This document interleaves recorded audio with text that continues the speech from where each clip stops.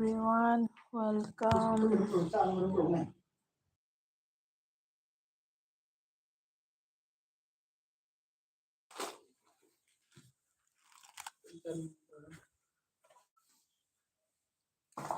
Sangom haraga.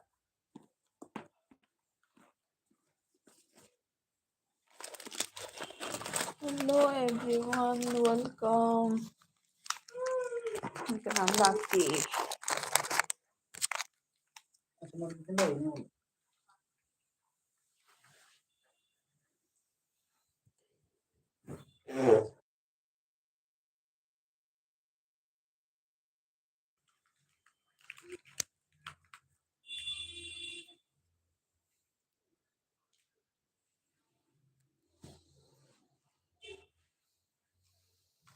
Hello, hello, hello.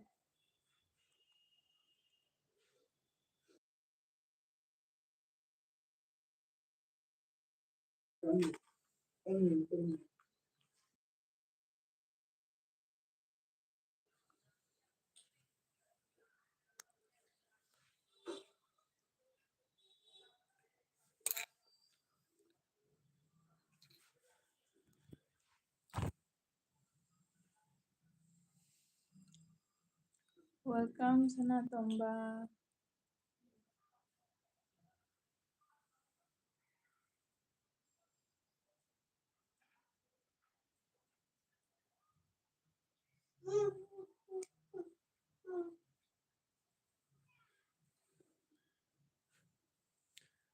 Rafi, welcome Rafi. Thank you.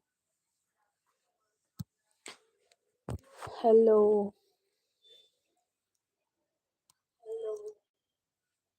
New South movie. Hi. Hi. कहाँ से हो आप? मैं असम से हूँ. राफी जी, how are you? Good, good. आप कैसी हो राफी भाई? न्यू साउथ मूवी आपका चैनल है क्या? रोज, हेलो हेलो रोज, वेलकम वेलकम आप सभी को. प्लीज लाइक भी कीजिए. रोज चे ए पिंकी नी ओ रोज हो नंगी अतोपाइदी को पिंकी लाइक तौसनबियु. थैंक यू लाक्पीबगी. आई नंगी वीडियो जेंको नो हेरोगा नंगा कईनो कईसे कक्पीनुको कनो तौबैदो नो जुम चटपैदो. राफी हाय रोज. रोज राफी की शू चैनल लेबनी. राफी भाई का भी चैनल है ना. New south movie all nice video. Thank you. New south movie आपका चैनल है. Mukesh Kumar, hello my mummy. आपको मम्मी तो नहीं है भाई इधर. राफी हाय हाय. या है हाँ राफी चैनल है. आई पिंकी ने हाइबनी सोइबनी.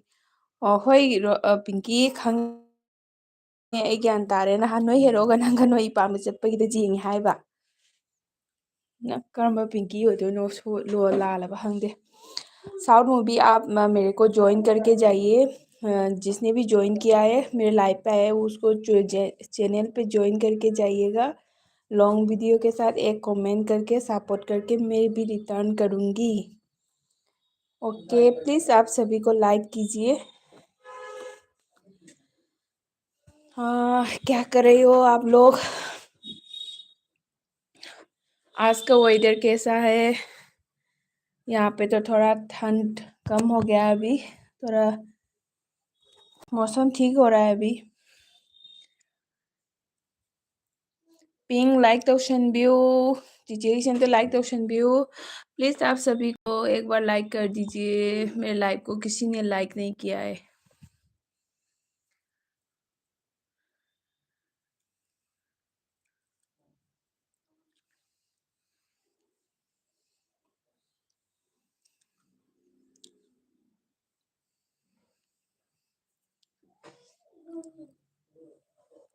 हमने आपको सब कर दिया है. Okay okay new south. Thank you. मैं भी आपको रिटर्न करूँगी। आपका अगर चैनल है तो आप कमेंट पे उधर साफ करके मत लिखिएगा। इसे सब्सक्राइब लिखने से थोड़ा प्रॉब्लम होता है, ऐसे बोलते हैं। प्लीज़ सभी से रिक्वेस्ट है, एक बार लाइक कर दीजिए लाइव को। पिंकी हेक्ता हाय हाय पिंक तो ओ पिंक पिंक आई खंगे ज्ञान तारे ज्ञान तारे पिंकी एन अमसु लेबनेको पिंकी डायरी हाइब्रा कइनोमा अदुगनी एने चैनल लै हाइदो रोज नंगी दी चैनल लेते नत्रा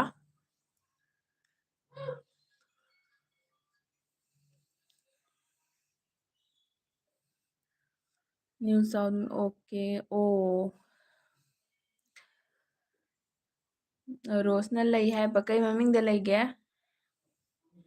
सभी लोग प्लीज लाइव को एक बार लाइक कर दीजिए ना, किसी ने लाइक नहीं किया है।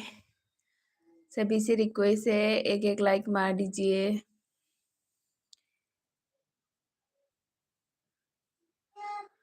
क्या प्रॉब्लम होता है जी? क्या प्रॉब्लम हुआ? मुझे तो कुछ प्रॉब्लम नहीं है।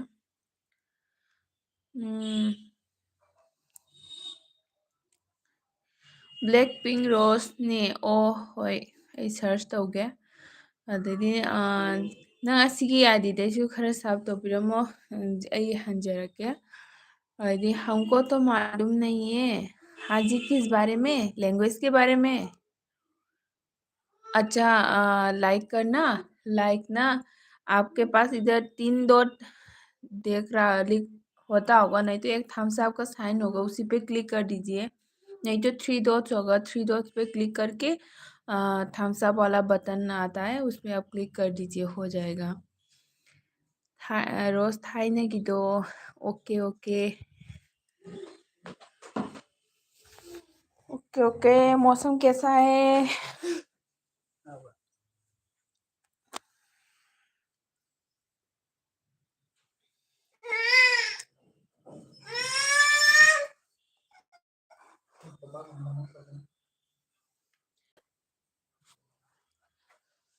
किसी ने लाइक कर दिया, थैंक यू। जिसने भी लाइक किया है सभी प्लीज लाइक कीजिए एक बार। रोजना कहीं थारे बेबीज कहीं रोज प्लीज अमते तौसनबियो, लाइक अमते तौसनबियो।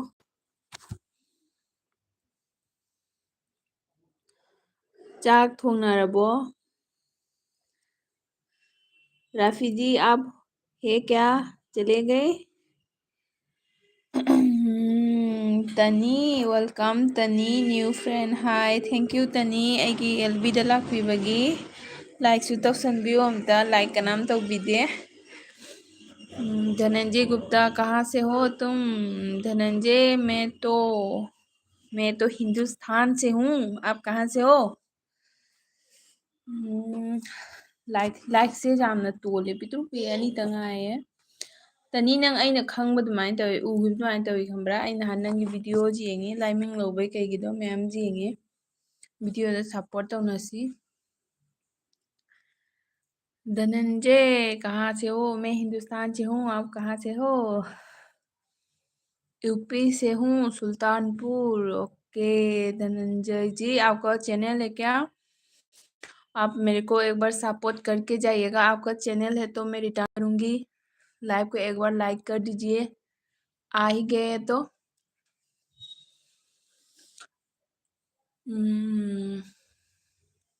तनी नंग कई लमगिनो? अइसु कसारगिनी। Dhananjay okay ma'am thank you. Dhananjay please like कर दीजिए। आपका चैनल है क्या धनंजय?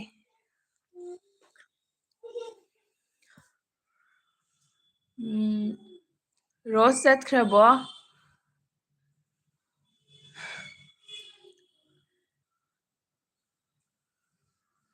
तनी नंग कइनोगिरा खंगदे अइना नंग उगिबा अदुमाइना तवे कइनोदा नेहरू कॉलेज दा तमकप्रा?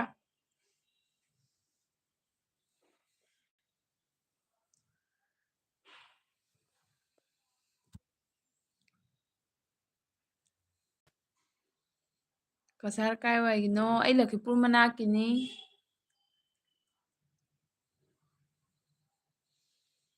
अभी हम पढ़ाई करता हूँ। ओके धनंजय, अच्छे अच्छे पढ़िए। आप कौन सा कोर्स, कौन सा स्ट्रीम में पढ़ रही हो आप? अच्छे से पढ़िए।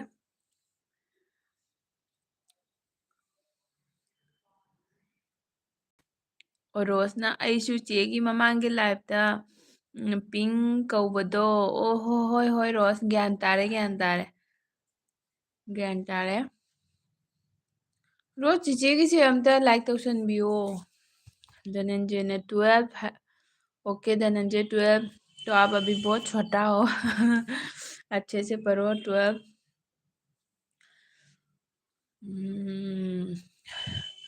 यूपी में तो यूपी में हो तो आप अयोध्या आप गए थे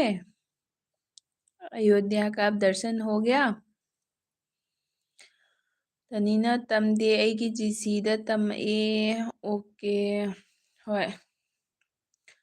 ꯅꯪ ꯂꯛꯈꯤꯄꯨꯔ ꯀꯩꯅꯣꯒꯤ ꯅꯠꯇ꯭ꯔꯣ ꯂꯛꯈꯤꯄꯨꯔ ꯑꯦꯔꯤꯌꯥꯒꯤ ꯅꯠꯇ꯭ꯔꯣ ꯑꯗꯨꯅ ꯑꯣꯏꯒꯅꯤ ꯀꯩꯅꯣ ꯇꯧꯕꯗꯨꯅ ꯍꯥꯏꯗꯤ ꯃꯁꯛꯇꯣ ꯎꯕ ꯑꯗꯨꯃꯥꯏꯅ ꯇꯧꯋꯦꯕ ꯔꯣꯁꯅ ꯇꯧꯔꯦ ꯍꯥꯏꯕꯀꯣ ꯊꯦꯡꯀ꯭ꯌꯨ ꯇꯅꯤ ꯂꯥꯏꯛ ꯈꯔ ꯇꯧꯁꯟꯕꯤꯌꯣ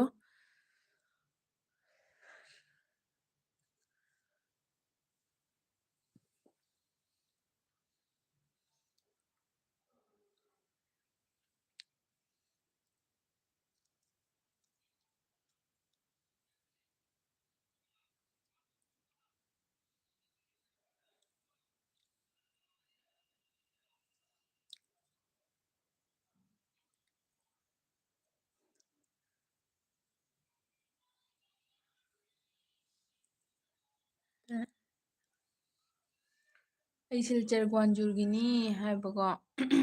ꯑꯣ ꯁꯤꯜꯆꯔ ꯒ꯭ꯋꯥꯟꯖꯨꯔꯒꯤ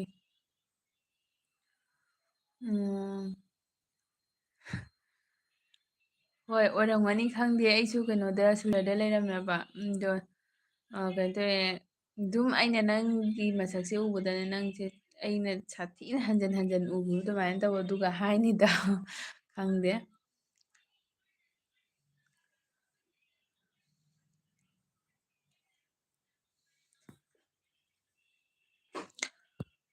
ꯃꯌꯥꯝ ꯂꯥꯏꯛ ꯇꯧꯁꯟꯕꯤꯌꯣ ꯂꯥꯏꯛ ꯈꯔ ꯈꯔ ꯇꯧꯁꯟꯕꯤꯌꯣ ꯃꯤꯁꯦ ꯑꯃꯨꯛ ꯂꯥꯛꯑꯦ ꯑꯃꯨꯛ ꯆꯠꯂꯦ ꯑꯗꯨꯃꯥꯏꯅ ꯇꯧꯔꯦ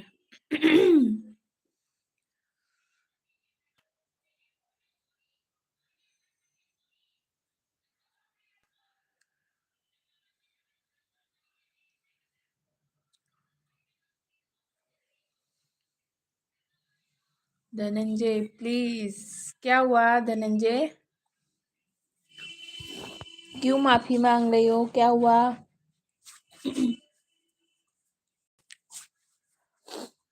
आपका चैनल है आपका चैनल है तो भी ज्वाइन करके जाइए मैं आपको रिटर्न दूंगा नहीं है तो भी आप सपोर्ट करके जाइएगा फिर आप एक लाइक भी कर दीजिए ꯆꯦ ꯁꯨꯁꯃꯤꯇꯥ ꯁꯛ ꯑꯝꯇ ꯌꯦꯡꯒꯦ ꯔꯣꯁ ꯉꯁꯤꯗꯤ ꯑꯩ ꯁꯛ ꯌꯦꯡꯕ ꯅꯨꯡꯉꯥꯏꯔꯔꯣꯏ ꯑꯩꯅ ꯂꯩꯔꯤꯁꯦ ꯃꯝꯃꯤ ꯁꯤꯔꯤꯗ ꯐꯝꯃꯤꯅꯦꯕꯀꯣ ꯁꯣꯝꯗ ꯖꯨꯝ ꯂꯣꯟꯗ ꯑꯣꯏꯗꯤ ꯂꯥꯡꯉꯦ ꯍꯥꯏꯅꯅꯦ ꯑꯗꯨꯅ ꯇꯅꯤꯅ ꯑꯩꯒꯤ ꯆꯦꯅꯦꯜꯁꯨ ꯁꯞꯄꯣꯔꯠ ꯇꯧꯕꯤꯔꯝꯃꯣ ꯍꯥꯏꯕ ꯔꯣꯁꯁꯤꯒ ꯇꯅꯤꯅ ꯌꯥꯎꯔꯤꯁꯦ ꯑꯁꯤꯒꯤ ꯆꯦꯅꯦꯜꯁꯤꯁꯨ ꯑꯝꯇ ꯁꯞꯄꯣꯔꯠ ꯇꯧꯕꯤꯌꯣ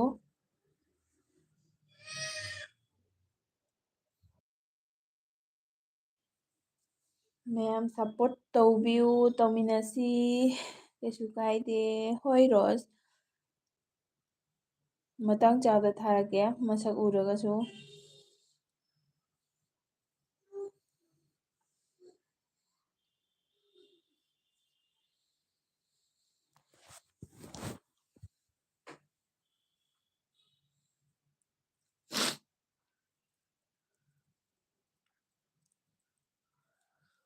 तनी पिन पीरो पिन पीरोꯁꯨ ꯀꯩ ꯍꯥꯏꯅꯣ ꯇꯅꯤ ꯄꯤꯟ ꯄꯤꯌꯨ ꯍꯥꯏꯔꯣ ꯕ꯭ꯂꯨ ꯄꯤꯌꯨ ꯍꯥꯏꯔꯣ ꯂꯥꯏꯐꯇ ꯄꯤꯟ ꯄꯤꯕꯁꯦ ꯑꯩ ꯄꯤꯗ꯭ꯔꯤꯅꯦ ꯑꯩꯕꯨ ꯑꯝꯇ ꯍꯩꯇꯦꯅꯦ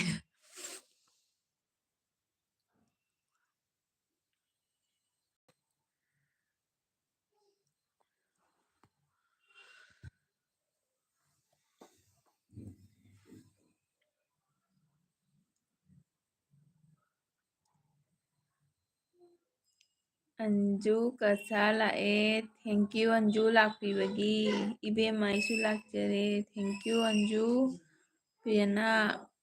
ꯑꯩꯅ ꯏꯔꯤꯁꯦ ꯈꯪꯕ꯭ꯔꯣ ꯅꯪ ꯏꯁꯨ ꯏꯔꯛꯇꯦ ꯄ꯭ꯔꯤꯌꯥꯅꯥ ꯋꯦꯜꯀꯝ ꯑꯩꯒꯤ ꯏꯅꯥꯎꯅꯨꯄꯤ ꯅꯨꯡꯁꯤꯕꯤꯅꯤꯁꯦ ꯄ꯭ꯔꯤꯌꯥꯅꯥ ꯃꯁꯛ ꯅꯨꯡꯁꯤꯕꯅ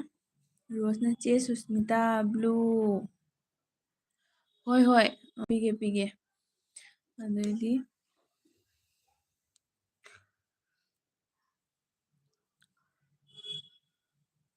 ꯔꯣꯁ ꯅꯪꯒꯤ ꯀꯩꯅꯣꯗꯨꯒꯤꯁꯨ ꯑꯩꯉꯣꯟꯗꯁꯨ ꯇꯧꯕꯤꯔꯛꯎꯀꯣ ꯇꯧꯕꯤꯔꯝꯃꯣ ꯂꯥꯛꯑꯕ ꯌꯦꯡꯉꯣ ꯇꯅꯤꯅ ꯍꯣꯏꯅꯦ ꯕ꯭ꯂꯨ ꯄꯤꯟ ꯍꯥꯏꯕꯅꯤ ꯑꯣ ꯄꯤꯒꯦ ꯄꯤꯒꯦ ꯇꯅꯤ ꯄꯤꯒꯦ ꯄꯤꯒꯦ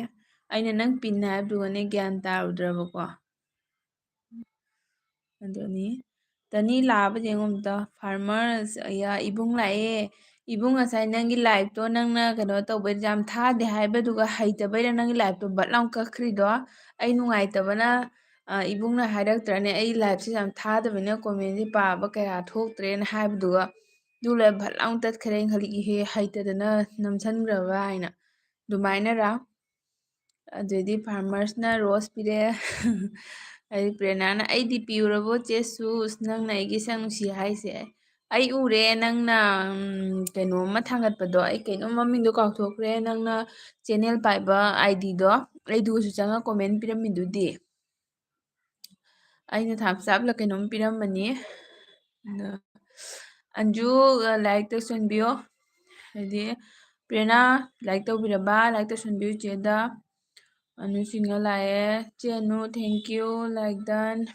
ꯔꯣꯁꯅ ꯏꯇꯥ ꯍꯥꯏ ꯍꯥꯏꯅ ꯍꯥꯏꯈ꯭ꯔꯦ ꯑꯅꯨꯁꯤꯡꯍꯅ ꯃꯌꯥꯝ ꯖꯣꯏ ꯖꯣꯏ ꯇꯧꯔꯦꯀꯣ ꯄ꯭ꯔꯦꯔꯅꯥ ꯎꯔꯦ ꯑꯩꯅ ꯀꯣꯃꯦꯟ ꯄꯤꯔꯝꯕꯅꯤ ꯑꯗꯣ ꯅꯪ ꯃꯤꯒꯤ ꯀꯣꯟꯇꯦꯟꯗ ꯁꯦꯝꯒꯅꯨ ꯅꯪ ꯅꯁꯥꯒꯤꯗ ꯁꯦꯝꯃꯣ ꯑꯗꯩꯗꯤ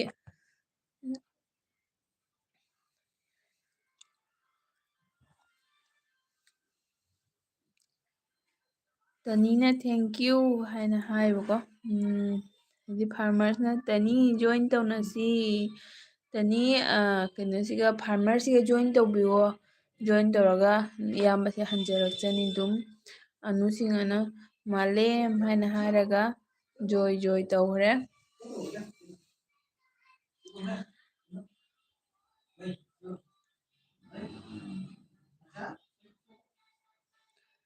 ꯑꯅꯨ ꯈꯨꯃꯟ ꯋꯥꯡꯂꯦꯟꯁꯤꯗ ꯌꯥꯏꯐꯕꯇ ꯑꯣꯏꯍꯜꯂꯁꯤ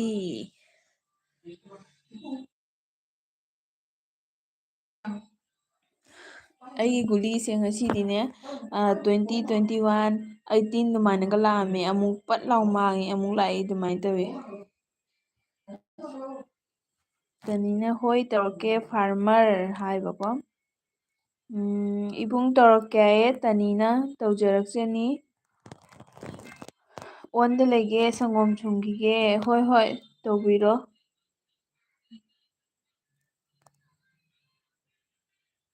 ꯑꯅꯨꯁꯤꯡꯍꯅ ꯈꯨꯃꯟ ꯄꯨꯟꯁꯤꯕ ꯃꯥꯂꯦꯝ ꯃꯥꯂꯦꯝ ꯌꯥꯏꯐꯃꯤꯟꯅꯔꯁꯦ ꯌꯥꯏꯐꯃꯤꯟꯅꯔꯁꯦ ꯃꯌꯥꯝ ꯔꯣꯁꯅ ꯑꯣ ꯄ꯭ꯔꯤꯌꯥꯅꯥ ꯍꯥꯏꯅ ꯀꯧꯔꯦ ꯄ꯭ꯔꯤꯌꯥꯅꯥ ꯀꯥꯏ ꯆꯠꯈ꯭ꯔꯕꯅꯣ ꯈꯪꯗꯦ ꯉꯁꯤ ꯇꯦꯛꯁꯀ ꯏꯔꯛꯇꯦꯅꯦ ꯄ꯭ꯔꯤꯌꯥꯅꯥ ꯀꯩꯗꯧꯔꯒꯦꯅꯦ ꯑꯝꯇꯒ ꯏꯔꯛꯇ꯭ꯔꯤꯁꯤꯕꯨ ꯉꯁꯤꯗꯤ ꯄ꯭ꯔꯦꯔꯅꯥ ꯀꯩꯒꯤꯅꯣ ꯄ꯭ꯔꯦꯔꯅꯥ ꯉꯁꯤꯁꯦ ꯃꯦꯁꯦꯁꯀ ꯏꯔꯛꯇꯦ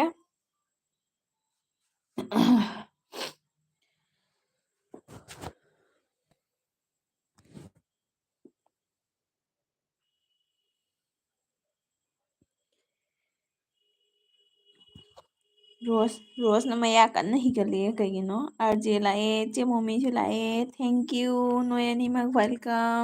ꯆꯦ ꯃꯣꯃꯤ ꯊꯥꯒꯠꯆꯔꯤ ꯑꯗꯨꯏꯗꯤ ꯑꯥꯔꯖꯦ ꯊꯥꯒꯠꯆꯔꯤ ꯁꯨꯁꯃꯤꯇꯥ ꯁꯤꯁ ꯍꯥꯏꯒ ꯃꯥ ꯃꯦꯗꯤꯇꯦꯁꯟꯒ ꯇꯧꯔꯒ ꯃꯈꯣꯡ ꯅꯥꯝ ꯊꯥꯡꯒꯠꯂ ꯂꯥꯛꯏꯅꯦ ꯆꯦ ꯃꯣꯃꯤꯅ 116 ꯂꯥꯏꯛ ꯗꯟ ꯁꯨꯁ ꯑꯣꯏꯃꯥ ꯊꯦꯡꯀ꯭ꯌꯨ ꯆꯦ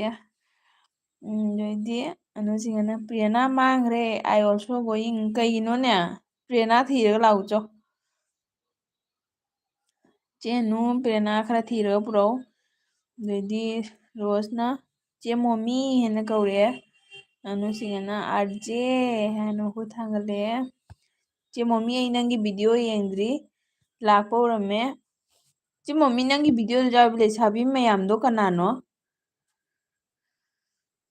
ꯑꯗꯨꯒ ꯌꯥꯝ ꯏꯀꯥꯏꯒꯟꯕ ꯑꯃꯁꯨ ꯌꯥꯎꯔꯤꯅꯦ ꯑꯗꯩꯗꯤ ꯑꯥꯔꯖꯦꯅ ꯏꯆꯦꯅꯨ ꯑꯣꯏꯅ ꯍꯥꯏꯔꯒ ꯑꯃꯨꯛ ꯂꯥꯏ ꯈꯨꯔꯨꯝꯈ꯭ꯔꯦ ꯃꯈꯣꯡ ꯊꯥꯡꯒꯠꯂꯒ ꯑꯗꯩ ꯏꯆꯦ ꯃꯣꯃꯤꯇꯥꯅ ꯏꯇꯥ ꯍꯥꯏꯅ ꯍꯥꯏꯔꯒ ꯊꯝꯃꯣꯏ ꯄꯤꯈꯔꯦ ꯅꯨꯡꯁꯤꯅ ꯑꯗꯩ ꯑꯅꯨꯁꯤꯡꯅ ꯗꯣꯟꯅꯣ ꯄꯤꯌꯥꯅ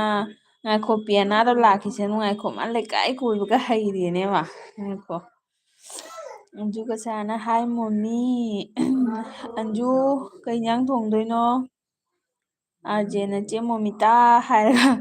ꯑꯥꯔꯖꯦꯒꯤ ꯁꯤꯝꯕꯣꯜ ꯁꯤꯟꯗꯣꯛꯈ꯭ꯔꯦꯀꯣ ꯃꯌꯥꯝ ꯑꯥꯔꯖꯦꯒꯤ ꯁꯤꯝꯕꯣꯜ ꯁꯤꯟꯗꯣꯛꯑꯕꯅꯤ ꯑꯁꯤꯁꯤꯅꯅꯤ ꯃꯥ ꯃꯌꯥꯝ ꯄꯨꯝꯅꯃꯛꯇ ꯋꯦꯜꯀꯝ ꯇꯧꯔꯤꯁꯦ ꯆꯦ ꯃꯣꯃꯤꯅ ꯍꯥꯏ ꯑꯥꯔꯖꯦ ꯔꯣꯁꯅ ꯆꯦ ꯑꯩ ꯊꯣꯛꯑꯒꯦ ꯔꯣꯁ ꯀꯩꯗꯧꯔꯒꯦ ꯊꯕꯛ ꯂꯩꯕ꯭ꯔꯣ ꯑꯅꯨꯁꯤꯡꯅ ꯑꯥꯔꯖꯦ ꯅꯥꯆꯣ ꯍꯥꯏ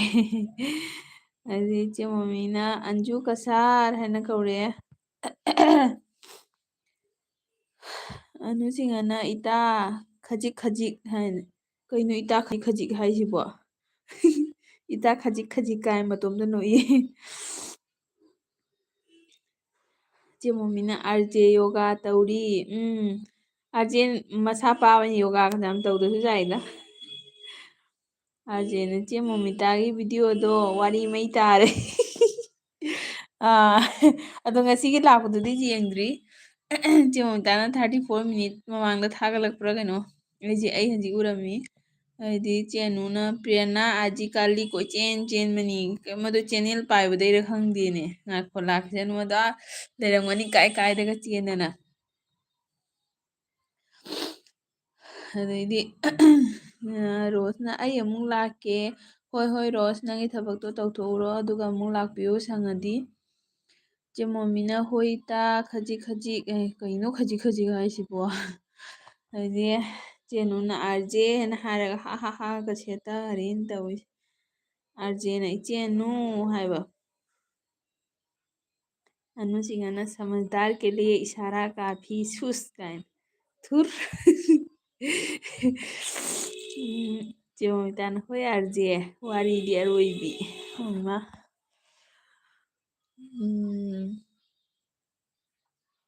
ꯑꯅꯨꯁꯤꯡꯅ ꯃꯥꯂꯦꯝꯁꯨ ꯒꯦꯂꯣꯏ ꯅꯠꯇꯦ ꯀꯩꯅꯣꯗꯣ ꯏꯕꯨꯡ ꯃꯥꯂꯦꯝꯗꯣ ꯀꯩꯅꯣ ꯇꯧꯔꯦ ꯑꯩ ꯁꯪꯒꯣꯝꯁꯨ ꯃꯤ ꯑꯣꯟꯗ ꯂꯩꯒꯦꯅ ꯍꯥꯏꯕꯤꯔꯝꯕꯅꯤ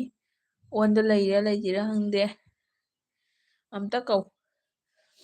ꯑꯗꯩꯗꯤ ꯑꯣ ꯃꯥꯂꯦꯝ ꯍꯥꯏꯅ ꯑꯟꯖꯨ ꯀꯁꯥꯔꯅ ꯑꯩ ꯆꯠꯂꯒꯦ ꯀꯩꯗꯧꯔꯒꯦ ꯅꯪꯅ ꯑꯃ ꯂꯥꯛꯑꯒ ꯑꯩ ꯆꯠꯂꯒꯦ ꯍꯥꯏꯁꯤꯕꯣ ꯂꯥꯎ ꯂꯥꯎ ꯐꯝ ꯂꯥꯎ ꯂꯥꯎ ꯏꯆꯦ ꯃꯣꯃꯤꯇꯥꯅ ꯉꯥꯏꯈꯣ ꯑꯟꯖꯨ ꯍꯥꯏꯅ ꯍꯥꯏ ꯏꯆꯦ ꯃꯣꯃꯤꯇꯥꯅ ꯉꯥꯏꯈꯣ ꯍꯥꯏ ꯑꯟꯖꯨ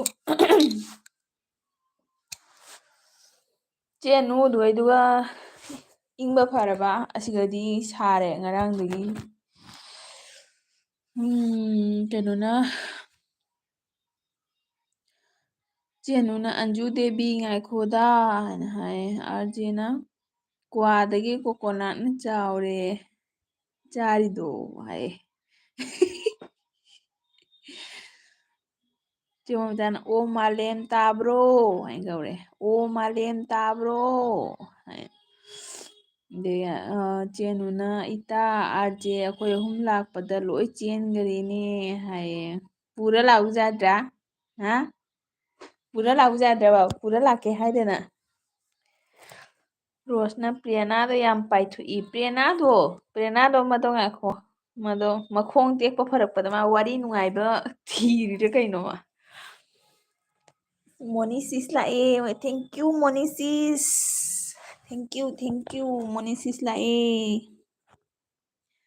ꯑꯗꯩꯗꯤ ꯑꯟꯖꯨ ꯀꯁꯥꯔꯅ ꯈꯥꯝꯕꯒꯤ ꯂꯩꯔꯒꯦ ꯏꯁ ꯅꯪꯁꯦ ꯈꯥꯝꯗꯗꯤ ꯂꯩꯇꯕꯤꯔꯣ ꯍꯥ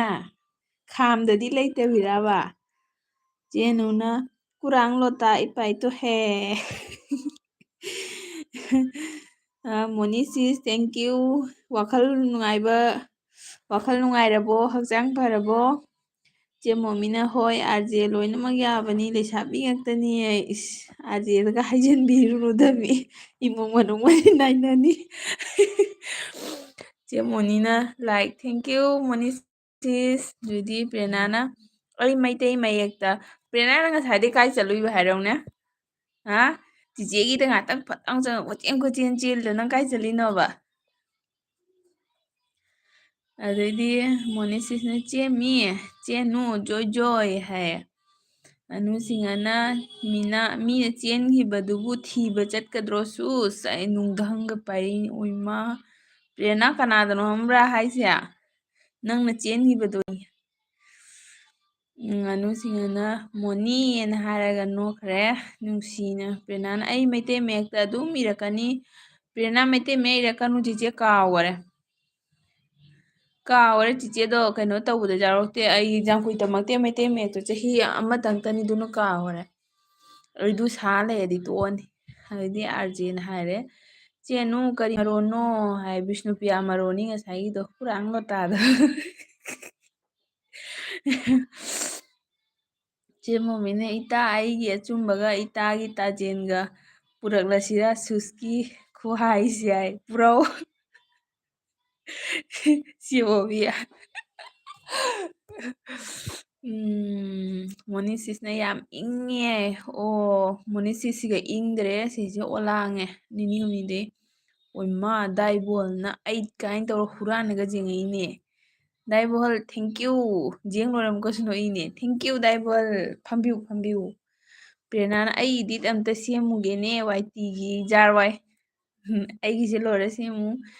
ꯗꯤꯀꯦ ꯂꯥꯛꯑꯦ ꯃꯥ ꯗꯤꯀꯦꯁꯦ ꯀꯨꯏꯔꯕ ꯃꯇꯨꯡꯗ ꯂꯥꯛꯏꯅꯤ ꯋꯦꯜꯀꯝ ꯗꯤꯀꯦ ꯍꯣꯔꯦꯟ ꯋꯦꯜꯀꯝ ꯇꯧꯗꯦ ꯍꯥꯏꯔꯛꯀꯗꯣꯏꯅꯤ ꯋꯦꯜꯀꯝ ꯋꯦꯜꯀꯝ ꯂꯥꯛꯄꯤꯕꯒꯤ ꯊꯥꯒꯠꯆꯔꯤ ꯁꯨꯁꯃꯤꯇꯥ ꯍꯥꯏꯅ ꯀꯧꯔꯦꯀꯣ ꯗꯥꯏꯕꯣꯜꯅ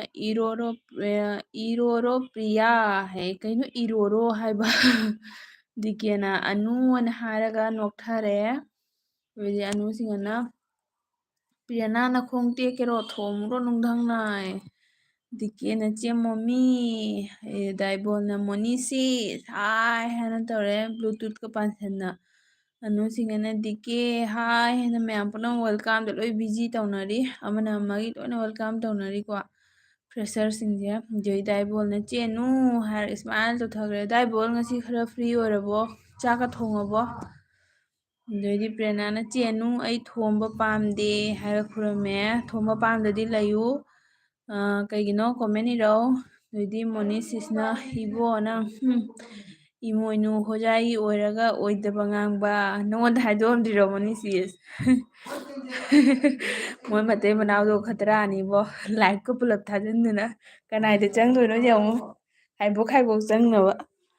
ꯑꯗꯩ ꯗꯤꯀꯦꯅ ꯑꯩ ꯂꯥꯏꯛ ꯗꯟ ꯊꯦꯡꯀ꯭ꯌꯨ ꯗꯤꯀꯦ ꯊꯦꯡꯀ꯭ꯌꯨ ꯑꯩ ꯂꯥꯏꯛꯁꯦ 10ꯗꯤ ꯌꯧꯖꯈꯔꯦ ꯌꯥꯝꯗꯤ ꯀ꯭ꯂꯤꯛꯅ ꯆꯦ ꯃꯣꯃꯤꯅ ꯗꯤꯀꯦ ꯆꯥꯛ ꯊꯣꯡꯉꯕꯣ ꯆꯥꯔꯕꯣ ꯗꯤꯀꯦꯒꯤ ꯗꯤꯄꯤ ꯁꯤꯟꯗꯣꯛꯑꯝꯃꯦ ꯏꯆꯦ ꯃꯣꯃꯤꯇꯥꯅ ꯍꯥꯏ ꯗꯤꯀꯦ ꯍꯥꯏꯈꯔꯦ ꯑꯗꯨꯏꯗꯤ ꯆꯦꯅꯨꯅ ꯕꯣꯍꯜ ꯍꯥꯟꯅ ꯍꯥꯏꯔꯒ ꯃꯣ ꯇꯧꯔꯒ ꯋꯦꯜꯀꯝ ꯇꯧꯈꯔꯦ ꯗꯥꯕꯣꯜ ꯅꯪ ꯎꯕꯗ ꯆꯦꯅꯨ ꯄꯥꯈꯠꯈꯔꯦ ꯑꯗꯩ ꯗꯥꯏꯕꯣꯜꯅ ꯑꯩ ꯇꯦꯂꯨꯒꯨ ꯃꯌꯦꯛ ꯏꯔꯛꯀꯦ ꯑꯣ ꯇꯦꯂꯨꯒꯨ ꯃꯌꯦꯛ ꯏꯔꯣ ꯑꯩ ꯖꯥꯀꯤꯔ ꯀꯧꯗꯣꯏꯅꯤ ꯄꯥꯍꯟꯅꯕ ꯗꯥꯏꯕꯣꯜꯒꯤ ꯖꯥꯀꯤꯔꯗꯣ ꯑꯥꯔꯖꯦꯅ ꯐꯥꯔꯁꯇ ꯂꯩꯁꯥꯕꯤ ꯑꯃ ꯀ꯭ꯋꯥ ꯍꯨꯛꯄꯗꯣ ꯑꯗꯨꯗꯣ ꯌꯦꯡꯕ ꯅꯨꯡꯉꯥꯏ ꯏꯁ ꯑꯥꯔꯖꯦ ꯐꯖꯅ ꯆꯦꯡꯊꯈꯔꯦ ꯃꯣꯅꯤꯁꯤꯁꯅ ꯕꯥꯠ ꯈꯥꯏ ꯂꯦꯒꯣ ꯃꯣꯅꯤꯁꯤꯁ ꯑꯩꯉꯣꯟꯗꯔꯣ ꯕꯥꯠ ꯈꯥꯏ ꯂꯦꯒꯣ ꯍꯥꯏꯁꯤꯅ ꯑꯃꯨꯛ ꯀꯩ ꯍꯥꯏꯅꯣꯅꯦ ꯑꯩꯕꯣ ꯗꯥꯏꯕꯣꯜꯅ ꯆꯦꯅꯨ ꯍꯥꯏꯅ ꯍꯥꯏꯔꯒ ꯃꯃꯤꯠꯀꯁꯦ ꯐꯥꯛꯇꯣꯛꯑ ꯌꯦꯡꯈꯔꯦ ꯍꯨꯔꯥꯟꯅ ꯑꯗꯨꯗꯤ ꯑꯅꯨꯁꯤꯁꯅ ꯍꯥꯏꯕ ꯑꯗꯨꯗꯤ ꯂꯦꯡꯒꯅꯨ ꯄ꯭ꯔꯦꯔꯅꯥ ꯍꯥꯏꯔꯒ ꯅꯨꯡꯙꯪ ꯅꯪꯀꯣꯝ ꯄꯥꯏꯈꯔꯦ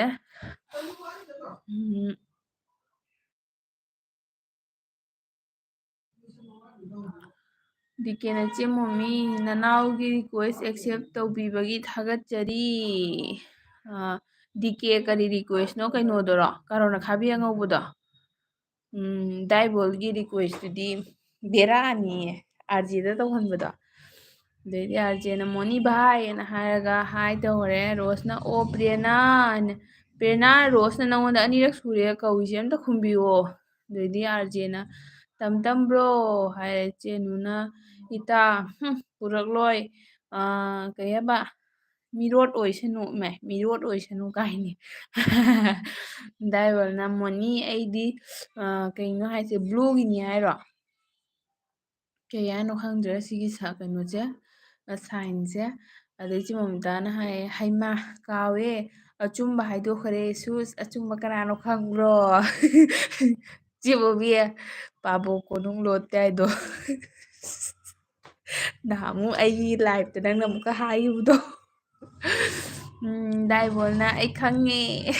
ꯗꯥꯏꯕꯣꯜꯅ ꯑꯥꯔꯖꯦꯅ ꯍꯥꯏꯔꯒ ꯃꯥꯏꯛꯀ ꯊꯥꯖꯤꯟꯈ꯭ꯔꯦ ꯍꯥ ꯍꯥ ꯍꯥ ꯍꯥꯏꯅ ꯅꯣꯛꯈ꯭ꯔꯦ ꯆꯦꯃꯣꯃꯤꯇꯥꯅ ꯑꯣ ꯏꯇꯥꯏ ꯆꯦꯃꯣꯃꯤꯇꯥ ꯅꯪ ꯆꯥꯛ ꯊꯣꯡꯗꯣꯛꯑꯕꯣ ꯅꯪꯒꯤ ꯑꯦꯜꯕꯤ ꯊꯥꯕꯒꯤ ꯇꯌꯥꯔꯤ ꯄ꯭ꯔꯦꯔꯅꯥꯅ ꯑꯩ ꯆꯠꯂꯦ ꯄ꯭ꯔꯦꯔꯅꯥ ꯉꯥꯏꯈꯣ ꯆꯠꯀꯅꯨ ꯆꯦꯃꯣꯃꯤꯇꯥꯅ ꯍꯥꯏ ꯕꯣꯍꯜ ꯍꯥꯏꯌꯦ ꯑꯗꯩ ꯗꯥꯏꯕꯣꯜꯅ ꯆꯦꯃꯤꯇꯥ ꯀꯤ ꯈꯣꯕꯣꯔ ꯀꯤꯇꯥ ꯈꯣꯕꯣꯔ ꯍꯥꯏꯕ ꯗꯤꯀꯦꯅ ꯑꯩꯁꯨ ꯀꯣꯔꯤꯌꯥꯟ ꯃꯔꯣꯟ ꯏꯔꯛꯂꯒꯦꯗꯣꯗꯤ ꯍꯥꯏꯒ ꯅꯣꯛꯈ꯭ꯔꯦ ꯏꯔꯛꯑꯣ ꯍꯣꯏ ꯄꯥꯊꯣꯛꯑꯒꯦ ꯇꯧꯔꯣ ꯀꯣꯔꯤꯌꯥꯟ ꯃꯔꯣꯟꯗꯅ ꯍꯦꯟꯅ ꯅꯨꯡꯉꯥꯏꯔꯅꯤ ꯑꯩ ꯔꯣꯁꯅ ꯑꯣ ꯄ꯭ꯔꯦꯔꯅꯥ ꯍꯥꯏꯅ ꯍꯥꯏꯔꯦ ꯑꯗꯩꯗꯤ ꯃꯣꯅꯤꯁꯤꯁꯅ ꯏꯃꯣꯏꯅꯨ ꯑꯩꯅ ꯍꯥꯏꯗ꯭ꯔꯣ ꯍꯣꯖꯥꯏꯗ ꯑꯣꯏ ꯍꯥꯏꯅ ꯍꯥꯏꯈ꯭ꯔꯦ ꯗꯥꯏꯕꯣꯜꯅ ꯂꯥꯒꯤꯖꯥꯎ ꯃꯌꯥꯝ ꯀꯩꯒꯤꯅꯣꯅꯦ ꯗꯥꯏꯕꯣꯜ ꯂꯥꯒꯤꯖꯥꯎ ꯃꯌꯥꯝ ꯀꯥꯏꯅꯦ ꯗꯥꯟꯁ ꯇꯧꯈꯔꯦ ꯔꯣꯁꯅ ꯄ꯭ꯔꯦꯔꯅꯥ ꯍꯥꯏꯅ ꯍꯥꯏꯔꯛꯄ ꯄ꯭ꯔꯦꯔꯅꯥ ꯔꯣꯁꯅ 3ꯂꯛ ꯁꯨꯔꯦ ꯀꯧꯔꯤꯁꯦ ꯄ꯭ꯔꯦꯔꯅꯥ ꯉꯁꯤꯅꯦ ꯇꯪ ꯇꯥꯅꯒ ꯂꯩꯇꯦ ꯐꯦꯡ ꯐꯥꯡ ꯐꯦꯡ ꯐꯥꯡꯅꯤ ꯃꯥ ꯇꯧꯔꯤꯁꯦ ꯅꯠꯇꯗꯤ ꯄ꯭ꯔꯦꯔꯅꯥ ꯁꯨꯃꯥꯏꯅ ꯇꯧꯗꯕꯅꯦꯕ ꯉꯁꯥꯏꯅ ꯀꯣꯃꯦꯟ ꯃꯌꯥꯝꯅ ꯄ꯭ꯔꯦꯔꯅꯥꯅ ꯃꯥꯅ ꯏꯔꯛꯄ ꯃꯌꯥꯝꯁꯦ ꯀꯩꯗꯧꯔꯝꯃꯣ ꯈꯪꯗꯦ ꯄ꯭ꯔꯦꯔꯅꯥꯁꯦ ꯃꯥꯏꯟ ꯆꯦꯟꯖ ꯑꯣꯏꯈꯔꯦ ꯃꯥꯒꯤ ꯆꯦꯃꯣꯃꯤꯅ ꯗꯤꯀꯦ ꯋꯦꯜꯀꯝ ꯗꯤꯀꯦ ꯅꯪ ꯆꯦꯃꯣꯃꯤꯅ ꯑꯃꯨꯛꯀ ꯍꯟꯅ ꯋꯦꯜꯀꯝ ꯇꯧꯔꯦ ꯆꯦꯃꯣꯃꯤꯇꯥꯅ ꯃꯣꯅꯤ ꯍꯥꯏꯔꯒ ꯂꯞ ꯂꯞ ꯑꯗꯨꯏꯗꯤ ꯗꯥꯏꯕꯣꯜꯅ ꯍꯣꯏꯅꯦ ꯃꯣꯅꯤ ꯍꯥꯏꯔꯒ ꯍꯥ ꯍꯥ ꯍꯥ ꯍꯥꯏ ꯅꯣꯛꯈ꯭ꯔꯦ ꯗꯤꯀꯦꯅ ꯆꯦꯃꯣꯃꯤ ꯌꯥꯝ ꯍꯥꯎꯔꯝꯗꯣꯏ ꯃꯥꯜꯂꯦꯅ ꯍꯥꯏꯔ ꯅꯣꯛꯈ꯭ꯔꯦ ꯑꯗꯨꯒ ꯂꯞ ꯁꯥꯏꯟ ꯑꯃ ꯄꯤꯔꯛꯑꯦ ꯑꯗꯩ ꯗꯥꯏꯕꯣꯜꯅ ꯃꯌꯥꯝ ꯄꯨꯟꯅ ꯅꯥꯆꯣ ꯇꯧꯔꯦ ꯃꯌꯥꯝ ꯄꯨꯟꯅ ꯅꯥꯆꯣ ꯇꯧꯔꯦ ꯗꯥꯏꯕꯣꯜ ꯀꯩ ꯌꯦꯟꯖꯥꯡ ꯊꯣꯡꯗꯣꯏꯅꯣ ꯍꯪꯉꯒ ꯈꯨꯝꯃꯛꯇꯦ ꯑꯗꯩꯗꯤ ꯃꯣꯅꯤꯁꯤꯁꯅ ꯅꯪꯅ ꯑꯩꯕꯨ ꯍꯜ ꯍꯥꯏꯔꯒ ꯁꯥꯎꯈꯔꯦ ꯍꯥꯏꯅ ꯑꯣ ꯃꯣꯅꯤꯁꯤꯁ ꯂꯥꯛꯄ ꯐꯔꯦ ꯅꯍꯥꯟꯅꯦ ꯅꯪꯒꯤ ꯂꯥꯏꯐꯇꯣ ꯑꯣꯀꯥ ꯀꯨꯏꯅ ꯑꯣꯟꯗ ꯂꯩꯔꯝꯃꯦꯕ ꯑꯉꯥꯡ ꯆꯥꯛ ꯏꯜꯂꯒꯅꯦ ꯑꯩꯅꯅꯦ ꯄꯥꯏꯕ ꯌꯥꯗ꯭ꯔꯕ ꯃꯣꯕꯥꯏꯜꯗꯣ ꯃꯈꯨꯠꯇꯣ ꯑꯗꯣ ꯑꯗꯨꯗꯨꯅꯅꯦ ꯅꯪꯒꯤꯗꯣ ꯑꯩꯅ ꯑꯣꯀꯥ ꯀꯨꯏ ꯂꯩꯔꯝꯃꯤ ꯅꯪꯅ ꯀꯩꯅꯣꯝ ꯍꯪꯉꯛꯄꯗꯣ ꯑꯩꯅ ꯑꯗꯨꯝ ꯏꯕ ꯉꯝꯍꯧꯗꯗꯅ ꯑꯗꯨꯅꯤ ꯑꯗꯩꯗꯤ ꯆꯦꯅꯨꯅ ꯕꯣꯍꯜ ꯂꯥꯒꯤꯁꯦꯅ ꯍꯥꯏꯔꯒ ꯅꯥꯆꯤꯈꯔꯦ ꯈꯨꯗꯥꯀꯅꯨ ꯊꯦꯡꯀ꯭ꯌꯨ ꯈꯨꯗꯥꯀꯅꯨ ꯂꯥꯛꯄꯤꯕꯒꯤ ꯑꯩꯅꯁꯨ ꯁꯞꯄꯣꯔꯠ ꯇꯧꯖꯩꯀꯣ 10 ꯂꯥꯏꯛ ꯐꯨꯜ ꯁꯞꯄꯣꯔꯠ ꯏꯆꯜꯒꯤ ꯀꯣꯃꯦꯟꯁ ꯄꯥꯕ ꯉꯥꯏꯍꯥꯛ ꯇꯥꯒꯦꯀꯣ ꯍꯣꯏ ꯍꯣꯏ ꯇꯥꯕꯤꯌꯨ ꯀꯩ ꯀꯧꯗꯣꯏꯅꯣ ꯈꯪꯗꯦ ꯏꯌꯥꯝꯕ ꯀꯧꯒꯗ꯭ꯔꯥ ꯀꯩ ꯀꯧꯒꯗ꯭ꯔꯥ ꯑꯗꯨꯗꯣ ꯇꯥꯕꯤꯌꯨ ꯊꯦꯡꯀ꯭ꯌꯨ ꯑꯩꯅꯁꯨ ꯚꯤꯗꯤꯑꯣꯗꯁꯨ ꯁꯞꯄꯣꯔꯠ ꯇꯧꯖꯩꯀꯣ ꯗꯥꯏꯕꯣꯜꯅ ꯑꯩ ꯆꯥꯛ ꯇꯣꯛꯅ ꯑꯣꯟꯕ ꯍꯧꯔꯦ ꯑꯣꯏꯃꯥ ꯗꯥꯏꯕꯣꯜꯁꯦ ꯖꯣꯜꯗꯤ ꯈꯥꯌꯥ ꯖꯣꯜꯗꯤ ꯘꯨꯃꯥꯎ ꯍꯥꯏꯗꯨꯅꯤꯅꯦ ꯑꯗꯩꯗꯤ ꯃꯣꯅꯤꯁꯤꯁꯅ ꯑꯥꯔꯖꯦ ꯚꯥꯏ ꯍꯥꯏꯅ ꯍꯥꯏꯔꯒ ꯅꯣꯛꯈꯔꯦ ꯗꯥꯏꯕꯣꯜꯅ ꯅꯨꯔ ꯍꯥꯏꯔꯒ ꯇꯝ ꯇꯝ ꯍꯥꯏꯅ ꯄꯤꯈꯔꯦ ꯗꯥꯏꯕꯣꯜ ꯅꯪꯒꯤ ꯇꯝ ꯇꯝꯁꯦ ꯀꯩ ꯍꯥꯏꯅꯣ ꯑꯩ ꯃꯤꯅꯤꯡ ꯈꯪꯗꯦꯅꯦ ꯑꯝꯇ ꯍꯥꯏꯔꯛꯎꯅꯦ ꯑꯗꯩꯗꯤ ꯆꯦꯅꯨꯅ ꯗꯤꯀꯦ ꯀꯥꯔꯣꯠ ꯉꯧꯕ ꯆꯥꯕ ꯂꯥꯛꯑꯣ ꯍꯣꯔꯦꯟ ꯍꯥꯏꯔꯒ ꯅꯣꯛꯈ꯭ꯔꯦ ꯆꯥ ꯂꯣꯏꯔꯝꯃꯅꯤꯌꯦ ꯆꯦꯃꯣꯃꯤꯇ ꯆꯥ ꯂꯣꯏꯔꯝꯃꯅꯤ ꯕꯥꯔꯣꯗ ꯑꯗꯩꯗꯤ ꯃꯣꯅꯤꯁꯤꯁꯅ ꯚꯥꯠ ꯈꯥꯏ ꯂꯇꯥ ꯑꯣ ꯚꯥꯠ ꯈꯥꯏ ꯂꯇꯥꯁꯦ ꯑꯩ ꯀꯥꯎꯊꯣꯛꯈ꯭ꯔꯦꯅꯦ ꯑꯅꯨꯁꯤꯁ ꯈꯪꯉꯝꯒꯅꯤ ꯆꯦꯅꯨ ꯈꯪꯉꯝꯒꯅꯤ ꯑꯗꯩꯗꯤ ꯆꯦꯃꯣꯃꯤꯇꯥꯅ ꯍꯣꯏ ꯑꯥꯔꯖꯦ ꯋꯥ ꯉꯥꯡꯕꯁꯨ ꯇꯥꯕ ꯌꯥꯝꯅ ꯅꯨꯡꯉꯥꯏꯕꯅꯤ ꯍꯥꯏꯅ ꯍꯥꯏꯕ ꯑꯗꯩ ꯆꯦꯅꯨꯅ ꯈꯨꯗꯥꯛꯀ ꯅꯨꯔ ꯍꯥꯏꯅ ꯍꯥꯏꯔꯒ ꯍꯥꯏ ꯍꯥꯏꯅ ꯍꯥꯏꯈꯔꯦ ꯗꯤꯀꯦꯅ ꯑꯅꯨ ꯂꯥꯛꯇꯣꯏꯅꯦ ꯀꯥꯅꯣꯟꯗꯣ ꯐꯥꯔꯒ ꯊꯅꯝꯃꯣ ꯑꯁ ꯀꯥꯅꯣꯟꯗꯣ ꯅꯪꯅ ꯑꯃꯨꯛ ꯗꯤꯃꯥꯟ ꯇꯧꯁꯜꯂꯤꯔꯥ ꯑꯗꯩ ꯗꯥꯏꯕꯣꯜꯅ ꯗꯤꯖꯦ ꯀꯦ ꯍꯁꯥꯎꯅꯤ ꯚꯥꯏ ꯁꯥꯍꯦꯕ ꯍꯥꯏꯌꯦ ꯗꯤꯖꯦ ꯀꯦ ꯍꯁꯥꯎꯅꯤ ꯚꯥꯏ ꯁꯥꯍꯦꯕ ꯍꯥꯏꯌꯦ ꯀꯩ ꯍꯥꯏꯅꯣ ꯑꯗꯩꯗꯤ ꯑꯅꯨꯁꯤꯁꯅ ꯃꯣꯅꯤ ꯚꯥꯠ ꯕꯣꯅꯥꯏ ꯂꯦꯇꯥꯅꯤ ꯍꯥꯏꯌꯦ ꯑꯗꯩ ꯆꯦꯃꯣꯃꯤꯇꯥꯅ ꯍꯥꯏ ꯅꯨꯔ ꯈꯣꯏꯔꯝꯖꯔꯤ ꯀꯩꯅꯣ ꯈꯨꯗꯥꯛꯀ ꯅꯨꯔꯗ ꯆꯦꯃꯣꯃꯤꯇꯥꯅ ꯈꯨꯔꯨꯝꯖꯔꯤ ꯍꯥꯏꯔꯦ ꯗꯥꯏꯕꯣꯜꯅ ꯅꯨꯔ ꯅꯨꯡꯉꯥꯏꯔꯤꯕꯣ ꯍꯥꯏꯅ ꯆꯦꯅꯨꯅ ꯁꯤꯌꯣꯔ ꯊꯅꯝꯒꯦ ꯗꯤꯀꯦꯅ ꯍꯥꯏꯔꯒ ꯈꯨꯕꯤ ꯑꯃ ꯎꯠꯂꯛꯑꯦ ꯊꯝꯁ ꯑꯞ ꯑꯃ ꯑꯣꯀꯦꯅ ꯑꯗꯩ ꯃꯣꯅꯤꯁꯤꯁꯅ ꯅꯥꯒꯣ ꯆꯦꯅꯨ ꯍꯥꯏꯅ ꯍꯥꯏꯔꯦ ꯑꯗꯩꯗꯤ ꯗꯥꯏꯕꯣꯜꯅ ꯑꯥꯔꯖꯦ ꯀꯦ ꯑꯦꯝ ꯁꯤ ꯋꯥꯠꯂꯝꯈꯤꯅꯤꯀꯣ ꯍꯥꯏꯕ ꯑꯥꯔꯖꯦꯒꯤꯗꯤ ꯋꯥꯠꯂꯝꯈꯤꯅꯤꯀꯣ ꯖꯩꯔꯣꯁꯅ ꯑꯩ ꯊꯣꯛꯑꯒꯦ ꯅꯣꯏ ꯇꯥꯗꯦ ꯍꯥꯏꯔꯣ ꯑꯣ ꯄ꯭ꯔꯦꯔꯅꯥꯗꯣ ꯂꯩꯇ ꯃꯥꯜꯂꯦꯅꯦ ꯔꯣꯁ ꯃꯌꯥꯝꯒ ꯋꯥꯔꯤ ꯁꯥꯟꯅꯋꯣ ꯂꯩꯔꯣ ꯊꯣꯛꯈꯤꯅꯨ ꯂꯩꯔꯣ ꯄ꯭ꯔꯦꯔꯅꯥꯗꯣ ꯀꯩꯒꯤꯅꯣ ꯈꯪꯗꯦ ꯃꯥ ꯏꯗꯤꯠ ꯇꯧꯒꯦ ꯍꯥꯏꯔꯝꯃꯤꯗꯨꯅꯤ ꯃꯥ ꯆꯦꯅꯦꯜ ꯑꯃ ꯍꯥꯡꯉꯝꯅꯦꯕ ꯑꯗꯨꯏꯗꯨꯒꯤ ꯃꯥꯏꯗꯣ ꯈꯪꯗꯦ ꯑꯅꯧ ꯑꯅꯧꯕꯗꯣ ꯏꯗꯤꯠ ꯇꯧꯕꯅꯦ ꯍꯩꯇ꯭ꯔꯗꯤ ꯈꯔ ꯀꯨꯏꯅ ꯆꯪꯕꯅꯦꯕ ꯑꯩꯗꯤ ꯚꯤꯗꯤꯑꯣ ꯑꯃ ꯏꯗꯤꯠ ꯇꯧꯕꯗ ꯊꯥ 2 ꯄꯨꯔꯥ ꯆꯪꯉꯤꯅꯤ ꯍꯩꯇꯗꯅ ꯑꯗꯩ ꯗꯥꯏꯕꯣꯜꯅ ꯅꯣꯛꯈ꯭ꯔꯦ ꯗꯥꯏꯕꯣꯜ ꯀꯩꯅꯣ ꯅꯪ ꯕ꯭ꯂꯨ ꯁꯥꯏꯟꯁꯦ ꯈꯪꯗ꯭ꯔꯦꯕ ꯗꯤꯀꯦꯅ ꯑꯅꯨ ꯁꯣꯏꯅꯗꯕꯤ ꯍꯥꯏꯔꯒ ꯍꯥ ꯍꯥ ꯍꯥ ꯀꯩꯅꯣ ꯈꯔ ꯁꯣꯏꯅꯗꯕꯤꯒ ꯍꯥꯏꯅꯦ ꯃꯤꯗꯨꯅ ꯇꯥꯔꯗꯤ ꯐꯅ ꯑꯗꯨꯝ ꯍꯔꯥꯎꯅꯤꯅꯦ ꯗꯤꯀꯦ ꯅꯪꯅ ꯑꯗꯨꯝ ꯀꯟꯅ ꯍꯥꯏꯖꯔꯤꯗꯣ ꯑꯗꯩꯗꯤ ꯆꯦꯅꯨꯅ ꯃꯣꯅꯤ ꯕꯣꯅꯥꯎꯒꯣ ꯊꯟꯗꯥ ꯕꯦꯁꯤꯌꯣ ꯌꯥꯝ ꯏꯪꯕꯣꯔꯦ ꯑꯗꯨꯒ ꯗꯥꯏꯕꯣꯜꯅ ꯔꯣꯁ ꯑꯩ ꯇꯥꯗꯦꯅ ꯍꯥꯏꯕ ꯔꯣꯁ ꯗꯥꯏꯕꯣꯜꯒ ꯋꯥꯔꯤ ꯁꯥꯟꯅꯋꯣ ꯅꯪ ꯗꯥꯏꯕꯣꯜ ꯑꯝꯇ ꯀꯧ ꯈꯨꯝꯃꯛꯀꯅꯤ ꯌꯦꯡꯉꯨ ꯀꯟꯅ ꯈꯨꯝꯃꯛꯀꯅꯤ ꯃꯥꯏꯛꯀ ꯄꯥꯏꯔꯒ ꯑꯥꯔꯖꯦꯅ ꯇꯝꯇꯝ ꯕ꯭ꯔꯣ ꯋꯥꯠꯂꯤ ꯇꯝꯇꯝ ꯕ꯭ꯔꯣꯗꯤ ꯆꯥꯔꯕꯣ ꯗꯥꯏꯕꯣꯜ ꯇꯝꯇꯝ ꯍꯥꯏꯁꯦ ꯀꯩ ꯍꯥꯏꯅꯣ ꯍꯥꯏꯔꯛꯑꯣ ꯑꯝꯇ ꯆꯦꯃꯣꯝꯇꯥꯅ ꯊꯣꯡꯗ꯭ꯔꯤꯗ ꯍꯥꯏꯕ ꯑꯣ ꯑꯗꯩ ꯗꯥꯏꯕꯣꯜꯅ ꯐꯣꯟ ꯂꯥꯛꯑꯦ ꯗꯥꯏꯕꯣꯜꯒ ꯐꯣꯟꯁꯦ ꯌꯥꯝ ꯂꯥꯛꯄꯅꯤꯀꯣ ꯑꯗꯩ ꯆꯦꯅꯨꯅ ꯑꯣꯀꯦ ꯗꯤꯀꯦ ꯍꯥꯏꯈꯔꯦ ꯑꯁ ꯃꯤ ꯄ꯭ꯔꯣꯃꯤꯁꯀ ꯇꯧꯅꯈꯔꯦ ꯑꯗꯩ ꯆꯦ ꯃꯣꯃꯤꯇꯥꯅ ꯑꯅꯤ ꯚꯥꯂꯤꯌꯥꯁꯦ ꯏꯕꯣꯍꯜ ꯆꯦ ꯃꯣꯃꯤꯇꯥ ꯀꯩ ꯍꯥꯏꯅꯣ ꯑꯃꯤ ꯚꯥꯂꯨꯋꯥꯁꯦ ꯏꯕꯣꯍꯜ ꯍꯥꯏꯔꯣ ꯑꯣꯀꯦ ꯆꯦ ꯃꯣꯃꯤꯇꯥꯁꯨ ꯍꯩꯗꯣꯔꯦ मोनिसिसना अमार भात सबसे अमार भात सब्जी आसे 12 चेनु ओ अमार भात सब्जी आसे 12 चेनु ओइमा मोनिसिस इंबसे नंग ngасꯥꯏ 12 ꯆꯥꯛꯇꯣ ꯑꯗꯩꯗꯤ ꯗꯤꯀꯦꯅ ꯑꯗꯨꯗꯤ ꯀꯩ ꯍꯥꯏꯅꯣ ꯁꯤꯕꯣ ꯈꯨꯁꯨꯃꯤꯇꯥ ꯍꯥꯏꯅ ꯍꯥꯏꯔꯒ ꯀꯩꯅꯣ ꯃꯔꯩꯒ ꯇꯤꯡꯊꯣꯛꯑꯝꯒ ꯅꯣꯛꯈ꯭ꯔꯦꯅꯦ ꯑꯩ ꯃꯃꯤꯡ ꯂꯩꯔꯛꯏꯁꯦ ꯁꯨꯁꯃꯤꯇꯥꯗꯩ ꯈꯨꯁꯨꯃꯤꯇꯥꯒ ꯇꯧꯈꯔꯦ ꯆꯦꯎꯆꯥ ꯂꯥꯛꯑꯦ ꯆꯦꯎꯆꯥ ꯊꯕꯛ ꯂꯣꯏꯔꯕꯣ इबोहल याम कुइरे उखिदबा दाइबोल दो जाकीरने थादोक्तरे हाय जाकीरने थादोक्तरे मा चेमोमताना आमी भाली आसे इबोहल दाइबोल चेमोमताना आमी भाली आसे इबोहलना ओइ ओइ चेमिता हाय चेउसाना मयाम हाय हन हारगा लब लब पिरे ꯑꯗꯩꯗꯤ ꯃꯣꯅꯤꯁꯤꯁꯅ ꯆꯦ ꯎꯁꯥ ꯍꯥꯏꯈꯔꯦ ꯗꯥꯏꯕꯣꯜꯅ ꯎꯁꯥ ꯑꯩ ꯆꯥꯛ ꯇꯣꯛꯂꯦ ꯆꯥꯛ ꯇꯣꯛꯑꯦꯒ ꯍꯥꯏꯗꯣꯔꯦ ꯑꯗꯣ ꯑꯅꯨꯁꯤꯡꯅ ꯏꯇꯥ ꯕꯦꯡꯒꯣꯂꯤ ꯀꯣꯏꯁꯦ ꯏꯇꯥ ꯕꯦꯡꯒꯣꯂꯤ ꯀꯣꯏꯁꯦ ꯕꯣꯍꯜ ꯍꯥꯏꯅ ꯍꯥꯏꯔ ꯍꯥ ꯍꯥ ꯍꯥ ꯍꯥꯏꯅ ꯅꯣꯛꯈ꯭ꯔꯦ ꯑꯗꯩ ꯗꯥꯏꯕꯣꯜꯅ ꯑꯩ ꯉꯁꯤ ꯁꯝ ꯀꯛꯂꯦ ꯃꯣꯅꯤ ꯍꯣꯏꯃꯥ ꯗꯥꯏꯕꯣꯜꯒꯤ ꯁꯝ ꯀꯛꯑꯦ ꯑꯩ ꯗꯥꯏꯕꯣꯜꯒꯤ ꯊꯕꯛ ꯈꯨꯆꯤꯟꯁꯦ ꯑꯗꯨꯝ ꯈꯪꯉꯣ ꯁꯤꯒ ꯑꯗꯩ ꯑꯅꯨꯁꯤꯁꯅ ꯎꯁꯥ ꯍꯥꯏꯅ ꯍꯥꯏꯔꯒ ꯂꯞ ꯂꯞ ꯄꯤꯈ꯭ꯔꯦ ꯑꯗꯩ ꯆꯦ ꯎꯁꯥꯅ ꯄ꯭ꯔꯦꯔꯅꯥ ꯀꯗꯥꯏꯅꯣ ꯃꯥꯁꯨ ꯎꯈꯤꯗꯕ ꯀꯨꯏꯔꯦꯅꯦ ꯅꯪꯕꯨ ꯑꯣꯏ ꯆꯦ ꯎꯁꯥ ꯅꯪꯅ ꯂꯥꯛꯄꯗ ꯄ꯭ꯔꯦꯔꯅꯥꯗꯣ ꯂꯝꯕꯤꯗꯒ ꯊꯦꯡꯅꯔꯛꯄ꯭ꯔꯥ ꯏꯗꯤꯠ ꯇꯧꯒꯦꯅ ꯍꯥꯏꯔꯝꯃꯦ ꯑꯗꯨꯒ ꯃꯥꯁꯦ ꯍꯟꯗꯛ ꯈꯔ ꯂꯩꯀꯥꯏ ꯀꯣꯏꯕꯅꯦꯕ ꯑꯣꯏꯃꯥ ꯃꯌꯥꯝ ꯑꯩꯒꯤ ꯑꯦꯜꯕꯤꯗ ꯒꯨꯂꯤꯁꯦ 13 ꯀꯥꯏꯁꯦ ꯑꯗꯨꯝ ꯏꯅꯥꯛ ꯈꯨꯟꯕ ꯒꯨꯂꯤꯅꯤꯕ ꯎꯖꯗ꯭ꯔꯤꯕꯣ ꯑꯩ ꯎꯖꯗ꯭ꯔꯤ ꯑꯃꯨꯛ ꯑꯃ ꯆꯠꯈ꯭ꯔꯦ ꯑꯃꯨꯛ ꯑꯩ ꯆꯦ ꯃꯣꯃꯤꯇꯥꯅ ꯍꯥ ꯍꯥ ꯍꯥ इबोहल चुम्मी लाली है चुम्मी लाली है भालो हायनि चे मोमिता आमी भालो आसेना भाली हायनꯗꯤ भालो हायदोइनि ꯗꯤꯀꯦꯅ ꯆꯦ ꯃꯣꯃꯤ ꯁꯨꯁꯃꯤꯇꯥꯒꯤꯁꯨ ꯃꯤꯡ ꯂꯩꯔꯦ ꯇꯧꯕꯤꯔꯛꯑꯅꯨꯀꯣ ꯑꯗꯩꯗꯤ ꯃꯣꯅꯤꯁꯤꯁꯅ ꯀꯥꯂꯤꯅꯒꯣꯔꯒꯤꯔꯣ ꯏꯕꯣꯍꯜ ꯍꯥꯏꯅ ꯍꯥꯏꯈꯔꯦ ꯗꯥꯏꯕꯣꯜꯒꯤ ꯑꯦꯗ꯭ꯔꯦꯁ ꯍꯪꯉꯤ ꯃꯣꯅꯤꯁꯤꯁꯅ ꯑꯗꯩꯗꯤ ꯀꯩꯅꯣꯒꯤ ꯆꯦꯎꯁꯥꯅ ꯃꯣꯅꯤ ꯍꯥꯏꯔ ꯍꯥꯏꯔꯦ ꯂꯞ ꯂꯞ ꯍꯥꯏꯅ ꯆꯦꯃꯤꯇꯥꯅ ꯗꯤꯀꯦ ꯌꯥꯝ ꯍꯥꯎꯋꯦꯅ ꯍꯥꯏ ꯍꯥꯎꯕꯅꯤ ꯆꯦ ꯃꯣꯃꯤꯇꯥꯗꯨꯒꯩꯗꯨꯒ ꯀꯩꯅꯣ ꯍꯥꯞꯆꯜꯂꯨꯅꯦ ꯀꯥꯔꯣꯠ ꯉꯧꯕꯗꯨꯒ ꯁ꯭ꯋꯤꯠ ꯀꯣꯔꯟ ꯍꯥꯞꯆꯜꯂꯨ ꯍꯥꯎꯕꯅ ꯂꯣꯏꯕꯅꯦ ꯑꯗꯩꯗꯤ ꯗꯥꯏꯕꯣꯜꯅ ꯆꯨꯝꯂꯝ ꯆꯨꯝ ꯆꯨꯝꯂꯥꯟ ꯆꯨꯝ ꯆꯨꯝꯂꯥꯟ ꯆꯨꯝꯃꯩ ꯗꯥꯏꯕꯣꯜꯗꯤ ꯃꯔꯣꯟ ꯌꯥꯝ ꯂꯣꯟꯕꯅꯤ ꯃꯥꯏ ꯑꯦꯜꯕꯤꯗ ꯃꯥꯏ ꯃꯤꯡꯗꯣ ꯀꯅꯥ ꯀꯅꯥꯅꯣ ꯈꯪꯗꯦ ꯑꯗꯩ ꯑꯥꯔꯖꯦꯅ ꯏꯆꯦ ꯎꯁꯥ ꯋꯦꯜꯀꯝ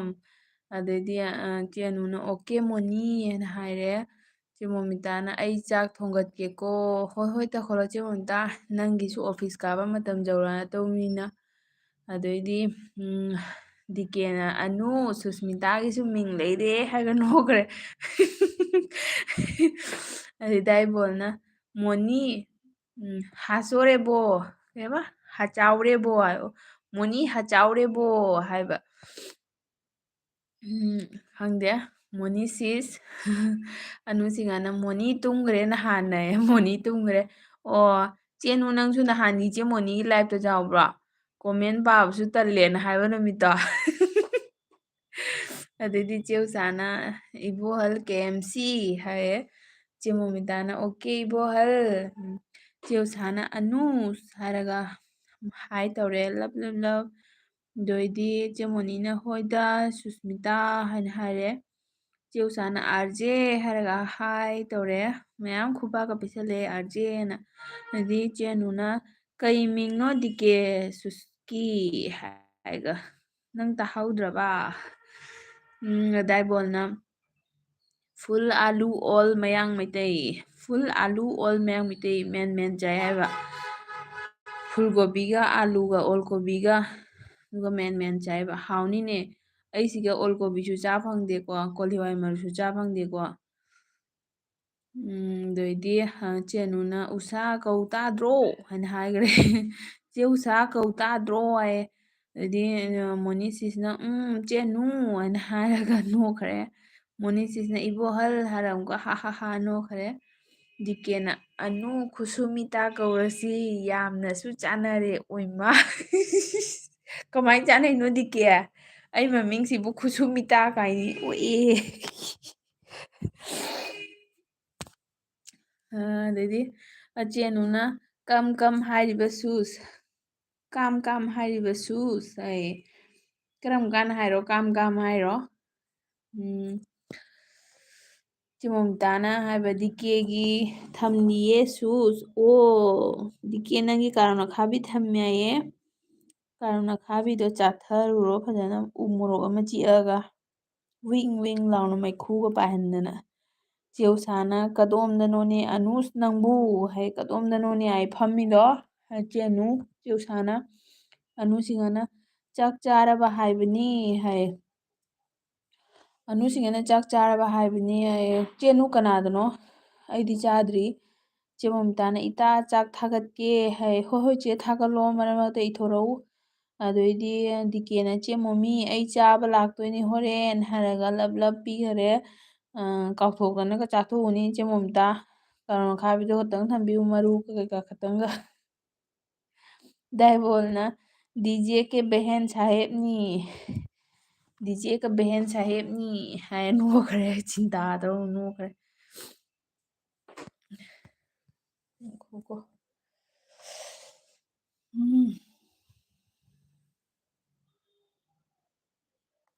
ꯉꯥꯏꯈꯣ ꯑꯩ ꯃꯈꯨꯠꯁꯦ ꯈꯇꯪ ꯀꯩꯅꯣ ꯇꯧꯔꯦ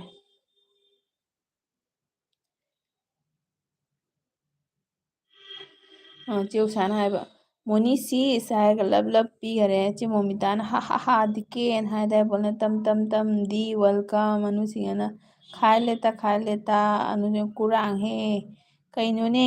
ꯑꯩꯒꯤ ꯀꯣꯃꯦꯟ ꯌꯧꯔꯛꯇ꯭ꯔꯤ ꯃꯥꯜꯂꯦꯅꯦ ꯑꯩ ꯀꯣꯃꯦꯟ ꯄꯥꯕ ꯇꯞꯄꯕꯣ ꯉꯁꯤ ꯈꯪꯗꯦꯕꯣ ꯃꯤꯠꯁꯦꯅꯦ ꯕ꯭ꯂꯔ ꯆꯠꯇꯣꯔꯦꯅꯦ ꯑꯦꯜ ꯕꯤ ꯈꯔ ꯈꯔ ꯊꯥꯕꯁꯤꯒꯅꯦ ꯃꯃꯤꯠꯁꯦ ꯅꯨꯡꯉꯥꯏꯇꯕꯅ ꯆꯦ ꯃꯣꯃꯤꯇꯥꯅ ꯍꯣꯏ ꯗꯤꯀꯦ ꯁꯣꯏꯗꯅ ꯂꯥꯛꯑꯣ ꯍꯥꯏꯕ ꯑꯗꯩ ꯆꯦ ꯃꯣꯅꯤꯅ ꯀꯤ ꯁꯣꯕꯖꯤ ꯈꯥꯏ ꯂꯦꯒꯣ ꯆꯦꯅꯨ ꯍꯥꯏꯅ ꯍꯥꯏꯌꯦ ꯗꯥꯏꯕꯣꯜꯅ ꯍꯧꯗꯣꯡ ꯁꯪꯒꯣꯝ ꯈꯥꯏ ꯂꯦꯇꯦ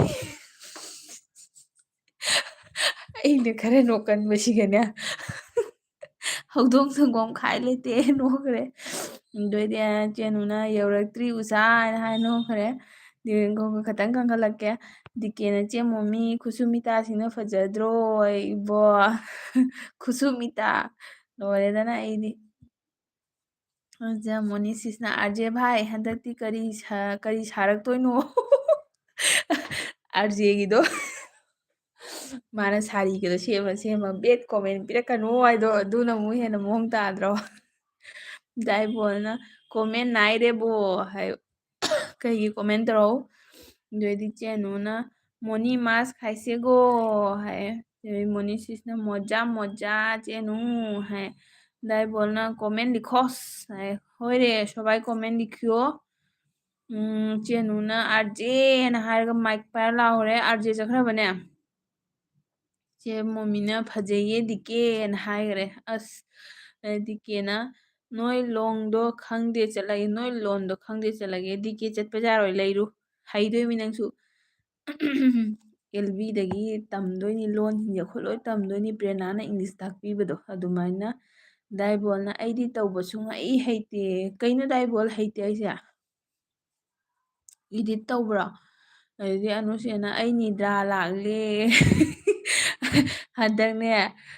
ꯆꯦꯅꯨꯁꯦ ꯑꯩꯒꯤ ꯂꯥꯏꯞꯇꯕꯨ ꯂꯥꯛꯑꯗꯤ ꯃꯥ ꯇꯨꯝꯃꯦ ꯍꯥꯏꯕꯅꯤ ꯑꯩꯒꯤ ꯂꯥꯏꯞꯇꯩ ꯇꯨꯝꯕꯗꯨꯅꯅꯦ ꯆꯦ ꯃꯣꯃꯤꯇꯥꯒꯤ ꯂꯥꯏꯞꯁꯨ ꯃꯥ ꯍꯦꯛ ꯌꯥꯎꯗꯦ ꯍꯥꯏꯕꯅꯤ ꯅꯤꯟꯒꯤ ꯒꯣꯂꯤ ꯇꯥꯔꯦꯕ ꯃꯣꯅꯤꯁꯤꯁꯅ ꯄꯨꯡ ꯀꯌꯥꯐꯧ ꯇꯧꯗꯣꯏꯅꯣ ꯃꯣꯅꯤꯁꯤꯁ ꯑꯩ ꯄꯨꯡ 1:30ꯐꯥꯎ ꯇꯧꯕ ꯌꯥꯕ꯭ꯔꯥ ꯌꯦꯡꯒꯦ ꯄꯨꯡ 8ꯄꯨꯗꯤ ꯇꯥꯗꯣꯔꯦꯀꯣ 8:30 ꯑꯗꯨꯋꯥꯏꯐꯥꯎ ꯇꯧꯕ ꯌꯥꯕ꯭ꯔꯥ ꯌꯦꯡꯒꯦ ꯉꯥꯏꯍꯥꯛꯇꯪ ꯆꯦꯃꯣꯃꯤꯒꯤ ꯍꯧꯗ꯭ꯔꯤꯉꯩꯗ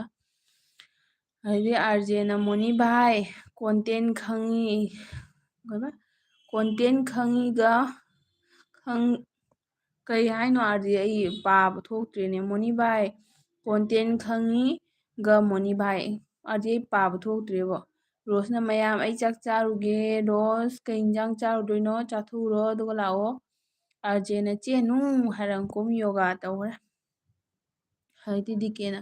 ꯐꯖꯕꯅ ꯆꯦ ꯃꯣꯃꯤ ꯅꯅꯥꯎꯅ ꯊꯣꯡꯕ ꯃꯤꯡꯗꯤ ꯐꯖꯕꯅ ꯅꯅꯥꯎꯅ ꯊꯣꯟꯕ ꯃꯤꯡꯗꯤ ꯍꯣꯏ ꯍꯣꯏ ꯐꯖꯩ ꯐꯖꯩ ꯊꯦꯡꯀ꯭ꯌꯨ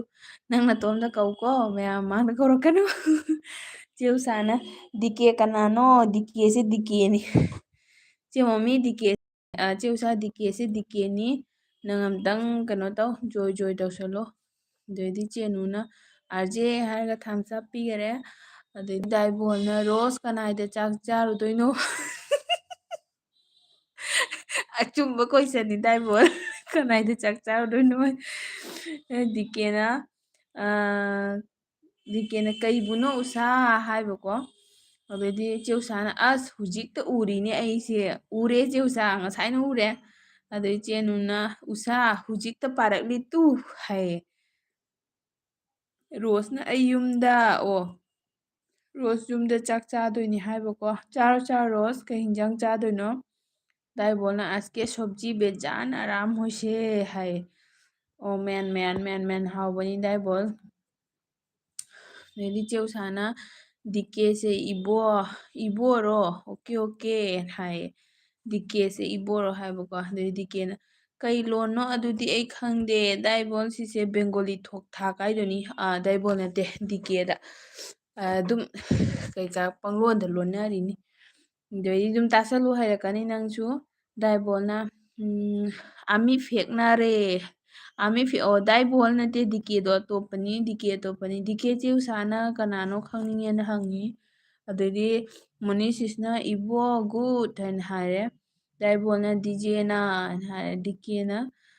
ꯑꯅꯨ ꯎꯁꯥꯔꯥꯅꯤꯅ ꯍꯥꯏꯁꯦ ꯀꯩ ꯍꯥꯏꯅꯣꯅ ꯍꯥꯏꯔꯒ ꯃꯊꯥ ꯁꯥꯔꯦ ꯆꯦ ꯎꯁꯥꯅ ꯑꯅꯨ ꯑꯩ ꯑꯣꯟ ꯆꯥ ꯊꯛꯄꯒꯤ ꯀꯣꯟ ꯐꯦꯡꯈꯤꯒꯦ ꯆꯦ ꯎꯁꯥ 1 ꯇꯥꯏꯝꯗ ꯊꯛꯎꯅꯦ ꯑꯦꯜꯕꯤ ꯃꯌꯥꯝꯁꯦ ꯑꯦꯇꯦꯟ ꯇꯧꯅꯕ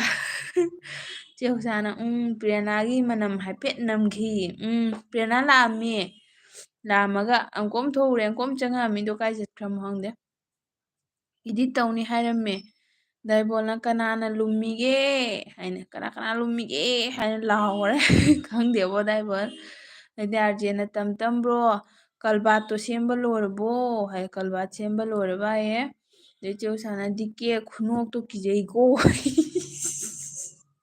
ꯆꯦꯅꯨꯅ ꯗꯤꯀꯦ ꯅꯪꯕꯨ ꯏꯕꯣꯔ ꯍꯪꯂꯤꯌꯦ ꯏꯕꯣꯔ ꯍꯥꯏꯗꯤ ꯏꯕꯣꯍꯜꯂ ꯍꯪꯉꯤ ꯃꯥꯂꯦ ꯆꯦ ꯎꯁꯥꯒꯤꯁꯦ ꯅꯣꯛꯈꯔꯦ ꯑꯗꯩꯗꯤ ꯆꯦꯅꯨꯅ ꯎꯁꯥ ꯅꯠꯇꯦꯅꯦꯅ ꯍꯥꯏꯌꯦ ꯆꯦ ꯃꯣꯅꯤꯅ ꯂꯨꯝꯕ ꯇꯧꯕꯤꯒꯅꯣ ꯍꯣꯏ ꯂꯨꯝꯕ ꯇꯧꯕꯤꯒꯅꯨ ꯂꯩꯔꯗꯤ ꯊꯣꯡ ꯀꯣꯃꯦꯟ ꯃꯆꯥ ꯑꯃꯃꯝꯇꯪ ꯊꯥꯗꯕꯤꯔꯝꯃꯣ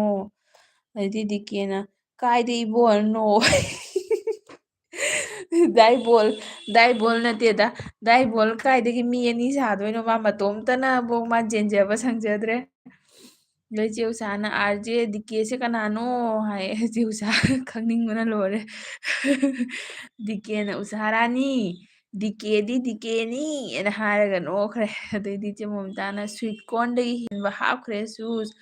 ꯑꯣꯀꯦ ꯆꯦ ꯃꯣꯃꯤ ꯑꯩ ꯌꯦꯡꯒꯦ ꯅꯪ ꯑꯩ ꯑꯦꯜꯕꯤ ꯂꯣꯏꯔꯒꯔꯥ ꯅꯠꯇ꯭ꯔꯒꯔ ꯅꯪ ꯑꯦꯜꯕꯤ ꯂꯣꯏꯔꯒ ꯀꯩꯅꯣ ꯌꯦꯡꯒꯦꯀꯣ ꯑꯗꯩꯗꯤ ꯗꯥꯏꯕꯣꯜꯅ ꯑꯥꯔꯖꯦ ꯕ꯭ꯔꯣ ꯑꯅꯧꯕ 3 ꯁꯦꯝꯕ ꯂꯣꯏꯗꯣꯔꯦ ꯍꯥꯟꯅꯒꯤꯗꯨꯗꯤ ꯔꯤꯄꯦꯌꯥꯔ ꯂꯣꯏꯔꯦꯅ ꯍꯥꯏꯔꯦ ꯑꯗꯩꯗꯤ ꯑꯥꯔꯖꯦꯅ ꯆꯦꯎꯁꯥ ꯑꯩꯁꯨ ꯈꯪꯗꯦꯅꯦ ꯍꯥꯏ ꯆꯦꯎꯁꯥꯅ ꯑꯣꯟ ꯁꯨꯁ ꯍꯣꯏ ꯍꯣꯏ ꯆꯦꯎꯁꯥ ꯀꯣꯟ ꯐꯦꯡꯉꯣ ꯑꯗꯩꯗꯤ ꯆꯦꯅꯨꯅ हम ले आए हैं शूज कमाल देखा वाह थैंक यू देख लिया अनुसी हरावरे दाइबोना कमेंट कानो आसे रे बो कमेंट करियो सबाई ꯇꯨꯝꯈ꯭ꯔꯕ ꯑꯗꯩꯗꯤ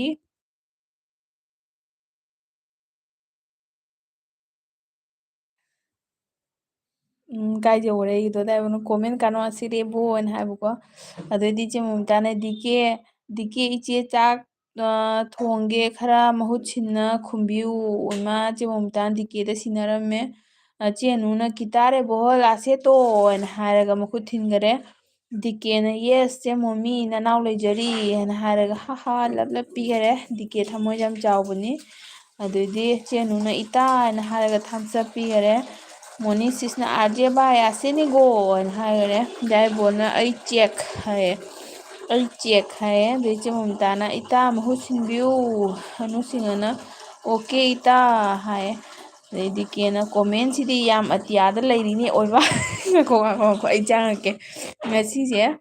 ꯑꯩꯁꯦ ꯏꯁꯇꯦꯃꯤꯅꯥꯁꯦ ꯈꯔ ꯂꯩꯇꯦ ꯑꯩ ꯀꯩꯅꯣꯗ ꯆꯠꯂꯨꯕꯩ ꯉꯥꯏꯈꯣꯀꯣ ꯑꯩ ꯆꯪꯉꯛꯀꯦꯀꯣ ꯑꯩ ꯑꯝꯇꯪ ꯇꯧꯔꯛꯀꯦ ꯉꯥꯏꯈꯣ ꯑꯅꯨꯁꯤꯡꯍꯅ ꯑꯥꯔꯖꯦꯅ ꯍꯥꯏꯔꯒ ꯃꯥꯏꯛ ꯄꯥꯏꯔ ꯂꯥꯎꯈ꯭ꯔꯦ ꯑꯗꯩꯗꯤ ꯗꯥꯏꯕꯣꯜꯅ ꯀꯣꯂꯤ ꯍꯋꯥꯏ ꯃꯔꯨꯗꯤ ꯑꯩ ꯁꯨꯃꯣꯗ ꯄꯨꯍꯜꯂꯛꯂꯤ ꯍꯥꯏ ꯑꯣꯀꯦ ꯗꯥꯏꯕꯣꯜ ꯗꯤꯜꯂꯤꯗ ꯀꯣꯂꯤ ꯍꯋꯥꯏ ꯃꯔꯨꯅꯦ ꯃꯣꯏ ꯆꯥꯟꯅꯗ ꯃꯥꯜꯂꯦ ꯁꯨꯡꯊꯣꯛ ꯊꯣꯛꯇꯦ ꯑꯅꯧꯕꯁꯨ ꯊꯣꯛꯇꯦ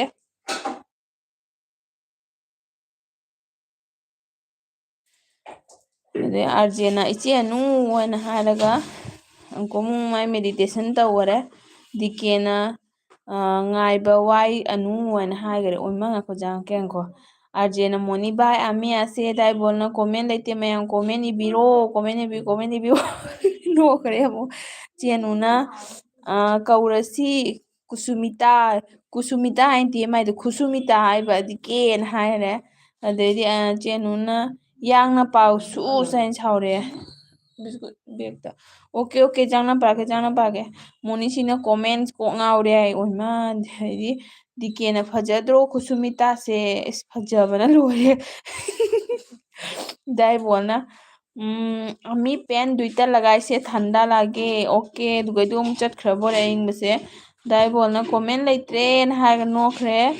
ꯑꯗꯩꯗꯤ ꯗꯤꯀꯦꯅ ꯑꯅꯨꯔꯤ ꯑꯃꯨꯛ ꯀꯧꯁꯤꯜꯂꯣ ꯈꯨꯁꯨꯃꯤꯇꯥꯅ ꯍꯥꯏꯅ ꯍꯥꯏꯌꯦ ꯅꯣꯛꯈ꯭ꯔꯦ ꯑꯃꯨꯛꯀ ꯆꯦꯅꯨꯅ ꯚꯥꯠ ꯈꯥꯏꯂꯦꯇꯥ ꯍꯥꯏꯔꯤꯗꯣ ꯆꯥꯛ ꯆꯥꯔꯕ ꯍꯥꯏꯕꯅꯤ ꯍꯥꯏꯕ ꯚꯥꯠ ꯈꯥꯏꯂꯦꯇꯥ ꯍꯥꯏꯗꯣ ꯕꯤꯁꯅꯨꯄꯤꯌꯥ ꯃꯔꯣꯅꯤ ꯅꯠꯇ꯭ꯔꯥ ꯑꯅꯨꯁꯤꯁ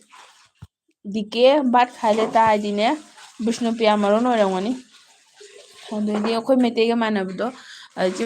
ꯃꯣꯃꯤꯇꯥꯅ ꯊꯦꯡꯀ꯭ꯌꯨ ꯗꯤꯀꯦ ꯑꯦꯟ ꯏꯇꯥꯅ ꯍꯥꯏꯔꯦ ꯆꯦ ꯃꯣꯅꯤꯅ ꯃꯣꯅꯤꯁꯤꯁꯅ ꯑꯩ ꯉꯥꯏꯍꯥꯛ ꯇꯨꯝꯒꯦ ꯑꯌꯥ ꯇꯨꯝꯒꯅꯨ ꯍꯧꯒꯠꯂꯨ ꯑꯥꯔꯖꯦꯅ ꯀꯩꯅꯣꯝ ꯇꯧꯔꯦ ꯒꯣꯡꯒꯥꯏ ꯆꯤꯔꯤꯔꯥ ꯈꯪꯗꯦꯅꯦ ꯑꯗꯩꯗꯤ ꯑꯅꯨꯁꯤꯁꯅ ꯃꯣꯅꯤ ꯒꯨꯃꯥꯏꯌꯣꯅꯥꯔꯦꯅ ꯍꯥꯏꯔ ꯅꯣꯛꯈꯔꯦ ꯑꯗꯩ ꯗꯥꯏꯕꯣꯜꯅ ꯊꯥꯏꯅ ꯇꯧꯔꯛꯑꯦ ꯊꯥꯏꯅ ꯃꯃꯥꯡꯉꯩꯗ ꯀꯣꯃꯦꯟ ꯔꯥꯅꯤ ꯑꯃꯒ ꯄꯥꯈꯪ ꯑꯃ ꯂꯩꯔꯝꯃꯤ ꯑꯩ ꯁꯤ ꯇꯥꯔꯦ ꯃꯃꯤꯡꯗꯣ ꯀꯔꯤ ꯀꯧꯒꯦ ꯁꯨꯁ ꯈꯪꯕ꯭ꯔꯣ ꯈꯪꯗꯦ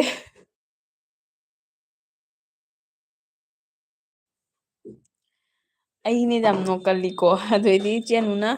ꯑꯥꯔꯖꯦ ꯀꯣꯏ ꯒꯦꯁꯂꯣꯔꯦꯅ ꯍꯥꯏꯈ꯭ꯔꯦ ꯃꯣꯅꯤꯁꯤꯁꯅ ꯆꯦꯅꯨ ꯍꯥꯏꯅ ꯍꯥꯏꯈ꯭ꯔꯦ ꯑꯅꯨꯁꯤꯡꯍꯅ ꯕꯣꯍꯜ ꯍꯥꯏꯔꯒ ꯅꯣꯛꯈ꯭ꯔꯦꯀꯣ ꯗꯥꯏꯕꯣꯜꯅ ꯁꯨꯁ ꯍꯥꯁते হাঁস খাইবো আমি হাঁস খাই না গো ꯑꯗꯩꯗꯤ ꯑꯥꯔꯖꯦꯅ ꯆꯦꯅꯨ ꯁꯨꯁꯃꯤꯇꯥ ꯁꯤꯁꯒꯤ ꯀꯣꯃꯦꯟ ꯄꯥꯕ ꯇꯥꯔꯦꯅ ꯍꯥꯏꯕ ꯑꯗꯩꯗꯤ ꯑꯅꯨꯁꯤꯡꯍꯅ ꯃꯣꯅꯤ ꯑꯣꯏꯔꯦꯅ ꯍꯥꯏꯔ ꯅꯣꯛꯈ꯭ꯔꯦ ꯑꯅꯨꯁꯤꯡꯍꯅ ꯑꯣꯏ ꯑꯥꯔꯖꯦ ꯕꯣꯔ ꯗꯦꯗꯤ ꯀꯣꯔꯦꯒꯣ ꯍꯥꯏꯅ ꯏꯁ ꯉꯥꯏꯈꯣ ꯑꯩ ꯆꯪꯉꯛꯇ꯭ꯔꯤꯕ ꯏꯕꯣ ꯃꯣꯅꯤꯁꯤꯁꯅ ꯆꯦꯅꯨ ꯍꯥꯏꯔꯒ ꯇꯨꯝꯈ꯭ꯔꯦ ꯃꯣꯅꯤꯁꯤꯁ ꯍꯧꯒꯠꯂꯣ ꯇꯨꯝꯒꯅꯨ দইদাইবনা মুড়ি খায়া কমেন্ট বলে জলদি জলদি পড়তে পারিস বুঝোস আচ্ছা তে আমিও মুড়ি খায়া পড়মু নেক্সট টাইম যদি ꯑꯥꯔꯖꯦꯟ ꯏꯆꯦꯅꯨ ꯇꯨꯡꯒꯤꯅꯤꯀꯣ ꯅꯍꯥꯟ ꯑꯗꯨꯃꯥꯏꯅ ꯗꯨꯗꯤ ꯃꯥ ꯑꯩꯒꯤ ꯀꯩꯅꯣꯗ ꯂꯥꯛꯑꯗꯤ ꯌꯥꯝ ꯇꯨꯝꯕꯅꯤ ꯑꯅꯨꯁꯤꯡꯅ ꯋꯥ ꯕꯣꯍꯜ ꯍꯥꯁ ꯈꯥꯏꯇꯣ ꯑꯗꯩ ꯆꯦ ꯃꯣꯃꯤꯇꯥꯅ ꯇꯅꯨ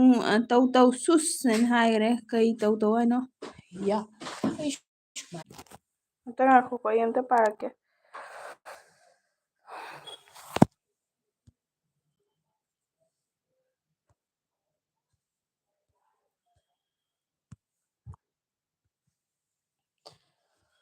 ꯎꯁ ꯃꯌꯥꯝ ꯃꯣꯕꯥꯏꯜꯁꯦ ꯈꯨꯠꯇꯒꯤ ꯇꯥꯗꯅꯀꯣ ꯑꯩ ꯐꯃꯨꯡꯗ ꯐꯝꯃꯝꯃꯤꯅꯦꯕ ꯑꯗꯨꯗꯒꯤ ꯀꯣꯃꯦꯟꯁꯦ ꯀꯥꯏꯖꯈ꯭ꯔꯕ ꯈꯪꯗꯦ ꯈꯨꯠꯇꯒꯤ ꯇꯥꯗꯅ ꯃꯌꯥꯝ ꯀꯩꯅꯣ ꯇꯧꯔꯦ ꯃꯌꯥꯝ ꯋꯥꯔꯧꯖꯥꯗꯦ ꯑꯩ ꯀꯥꯏꯖꯈ꯭ꯔꯦ ꯀꯥꯏꯖꯈ꯭ꯔꯦ ꯀꯥꯏꯖꯈ꯭ꯔꯦ ꯀꯥꯏꯖꯈ꯭ꯔꯦ ꯑꯩ ꯂꯥꯛꯑꯦ ꯃꯌꯥꯝ ꯑꯩ ꯂꯥꯛꯑꯦ ꯁꯥꯎꯖꯗꯦꯀꯣ ꯃꯌꯥꯝ ꯄꯨꯝꯅꯃꯛ ꯂꯩꯕꯤꯔꯝꯃꯤ ꯊꯦꯡꯀ꯭ꯌꯨ ꯊꯦꯡꯀ꯭ꯌꯨ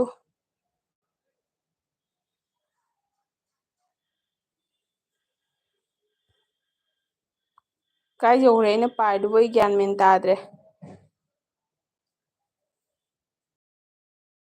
ꯗꯥꯏꯕꯣꯜꯗꯒꯤ ꯄꯥꯔꯛꯑꯒꯦ ꯔꯣꯁꯁꯦ ꯆꯥꯛ ꯇꯣꯛꯇꯅ ꯀ꯭ꯋꯥ ꯆꯥ ꯂꯣꯏꯅ ꯂꯥꯛꯂꯦ ꯑꯗꯨ ꯑꯣꯏꯅ ꯍꯥꯏꯈ꯭ꯔꯦ ꯑꯗꯣ ꯏꯆꯦ ꯃꯣꯃꯤꯇꯥꯅ ꯑꯩ ꯂꯨꯝꯗꯦ ꯑꯣꯟꯅꯤꯅ ꯍꯥꯏꯈ꯭ꯔꯦ ꯗꯥꯏꯕꯣꯜꯅ ꯐꯣꯟ ꯂꯥꯛꯏ ꯏꯆꯦ ꯎꯁꯥꯅ ꯃꯣꯃꯤ ꯁꯤꯁ ꯀꯦꯝꯁꯤ ꯗꯥꯏꯕꯣꯜꯅ ꯗꯤꯀꯦ ꯃꯌꯥꯝ ꯗꯤꯀꯦ ꯃꯌꯨꯝ ꯌꯧꯈ꯭ꯔꯦꯅ ꯍꯥꯏꯕ ꯏꯆꯦ ꯎꯁꯥꯅ ꯏꯕꯣ ꯅꯪꯒꯤ ꯄꯤꯖꯤꯁꯦ ꯅꯪꯒꯤ ꯐꯣꯟꯁꯦ ꯂꯥꯛꯀꯟꯈ꯭ꯔꯦꯅ ꯍꯥꯏꯕ ꯗꯥꯏꯕꯣꯜꯗ ꯑꯅꯨꯁꯤꯡꯍꯅ ꯅꯥꯆꯣ ꯅꯥꯆꯣ ꯍꯥꯏꯈ꯭ꯔꯦ ꯑꯗꯩ ꯑꯥꯔꯖꯦꯅ ꯀꯩꯅꯣ ꯏꯃꯣꯖꯤ ꯑꯃ ꯄꯤꯁꯜꯂꯦ ꯗꯥꯏꯕꯣꯜꯅ ꯖꯒꯣꯏ ꯁꯥꯈꯔꯦ ꯑꯗꯩꯗꯤ ꯆꯦꯅꯨꯅ ꯃꯤ ꯆꯦꯟꯈ꯭ꯔꯦ ꯃꯥꯅꯨꯁ ꯚꯥꯒꯤꯒꯦꯂꯣ ꯍꯥꯏ ꯗꯥꯏꯕꯣꯜꯅ ꯗꯤꯖꯦꯁꯨ ꯁꯦꯟꯅ ꯉꯝꯗꯅ ꯆꯦꯟꯈ꯭ꯔꯦ ꯍꯥꯏꯈ꯭ꯔꯦ ꯑꯗꯩꯗꯤ ꯆꯦꯅꯨꯅ ꯀꯩꯅꯣ ꯄꯤꯔꯛꯑꯦ ꯀꯩꯅꯣ ꯁꯤꯁꯦ ꯀꯩꯅꯣ ꯏꯃꯣꯖꯤ ꯑꯃ ꯄꯤꯔꯛꯑꯦ ꯑꯗꯩꯗꯤ ꯒꯣꯃꯨ ꯆꯣꯁꯃꯥ ꯎꯞꯈꯔꯦ ꯑꯗꯩ ꯑꯥꯔꯖꯦꯅ ꯑꯣꯏ ꯑꯣꯏ ꯆꯦꯅꯨ ꯁꯣꯝ ꯒꯦꯁꯁꯦ ꯑꯣ ꯃꯌꯥꯝ ꯑꯩꯒꯤ ꯅꯦꯠ ꯇꯠꯂꯨꯕꯗꯅ ꯇꯧꯕꯅꯤꯀꯣ ꯃꯌꯥꯝ ꯋꯥꯔꯧꯖꯥꯗꯦ ꯑꯩ ꯀꯩꯅꯣ ꯇꯧꯊꯣꯛꯈ꯭ꯔꯦ ꯆꯦ ꯎꯁꯥꯅ ꯑꯃꯤ ꯑꯁꯦꯔꯦ ꯑꯅꯨꯁ ꯕꯣꯏꯅꯥꯔꯤ ꯌꯥꯏꯌꯦ ꯑꯗꯩꯗꯤ ꯆꯦ ꯑꯅꯨꯅ ꯑꯣꯏꯔꯦ ꯗꯦꯔꯤ ꯑꯣꯏꯁꯤꯠꯇꯣ ꯑꯗꯩꯗꯤ ꯀꯦꯅ ꯉꯥꯏꯕ ꯋꯥꯏ ꯇꯧꯔꯤꯁꯦꯅ ꯍꯥꯏꯕ ꯑꯥꯔꯖꯦꯅ ꯑꯩ ꯆꯥꯡꯅ ꯄꯥꯔꯛꯑꯒꯦ ꯑꯗꯩꯗꯤ ꯑꯥꯔꯖꯦꯅ ꯑꯣꯏ ꯆꯦꯅꯨ ꯍꯥꯏ ꯑꯗꯩꯗꯤ ꯑꯅꯨꯁꯤꯡꯍꯅ ꯎꯁꯥ ꯕꯥꯂꯥ ꯀꯣꯊꯥ ꯊꯥꯀꯣ ꯊꯥꯀꯣ ꯍꯥꯏꯅ ꯍꯥꯏꯈ꯭ꯔꯦ ꯆꯦ ꯎꯁꯥꯅ ꯑꯥꯔꯖꯦ ꯑꯦꯛ ꯖꯒꯥ ꯗꯔꯥꯎ ꯍꯥꯏꯅ ꯍꯥꯏꯈꯔꯦ ꯑꯗꯩꯗꯤ ꯆꯦꯅꯨꯅ ꯗꯤꯀꯦ ꯍꯣꯏꯅꯦꯅ ꯍꯥꯏꯔꯒ ꯗꯤꯀꯦꯅ ꯏꯕꯣꯍꯜ ꯂꯩꯖꯔꯤꯅ ꯍꯥꯏꯈ꯭ꯔꯦ ꯑꯥꯔꯖꯦꯅ ꯆꯦꯎꯁꯥ ꯑꯃꯤ ꯑꯁꯦꯅ ꯍꯥꯏꯈ꯭ꯔꯦ